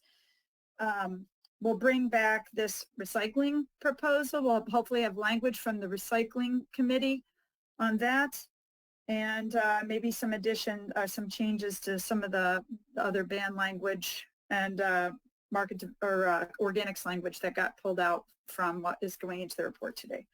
Is there anything I missed for the next meeting? Okay, I don't see any comments. Then with that, I would say that we are done, and really congratulations to everybody. We're doing amazing work for a volunteer commission and getting a lot done. The report is being built live. Ted and I will keep working on that. And thank you all very much for your hard work. And if there's anything else you wish to bring up now, we've got about a minute left. One quick comment, if I might. And that's with respect to the recycling committee. I very much appreciate the list that you produced, but specifically I'm concerned about number 3, number 4, number 5, and number 6 bottles, and number 7 bottles, and note that they're all required to be included to receive CRV certification, that might be part of the reason why they're above the 80%. And if they're not actually being recycled, let me just state clearly, that's still a concern, even though they're meeting the criteria.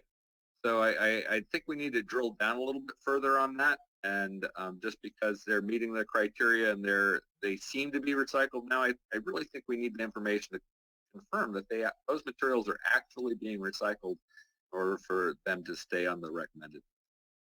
They're not, but they're not on the list. They're not on the top 15 list. And also the clarification was MRFs don't have to take them back legally. That was a misunderstanding in the industry, and we got an answer from Cal Recycle. So any MRF listening, you don't have to take 3 through 7s in order to get your CRV funds. But actually, Commissioner Ward, they're not on the recommended list, 3 through 7s. I just saw it on the path. We're at time, unfortunately. Yeah, unfortunately, we're at time. They're going to cut us off. So thank you. We could talk all day, even with 4 hours. We don't have enough time. So thank you all very much. Let's hope the country heals and can come back together after this election. And congratulations, you've gotten an awful lot of work done. We'll see you in 2 weeks. Thank you. Bye-bye.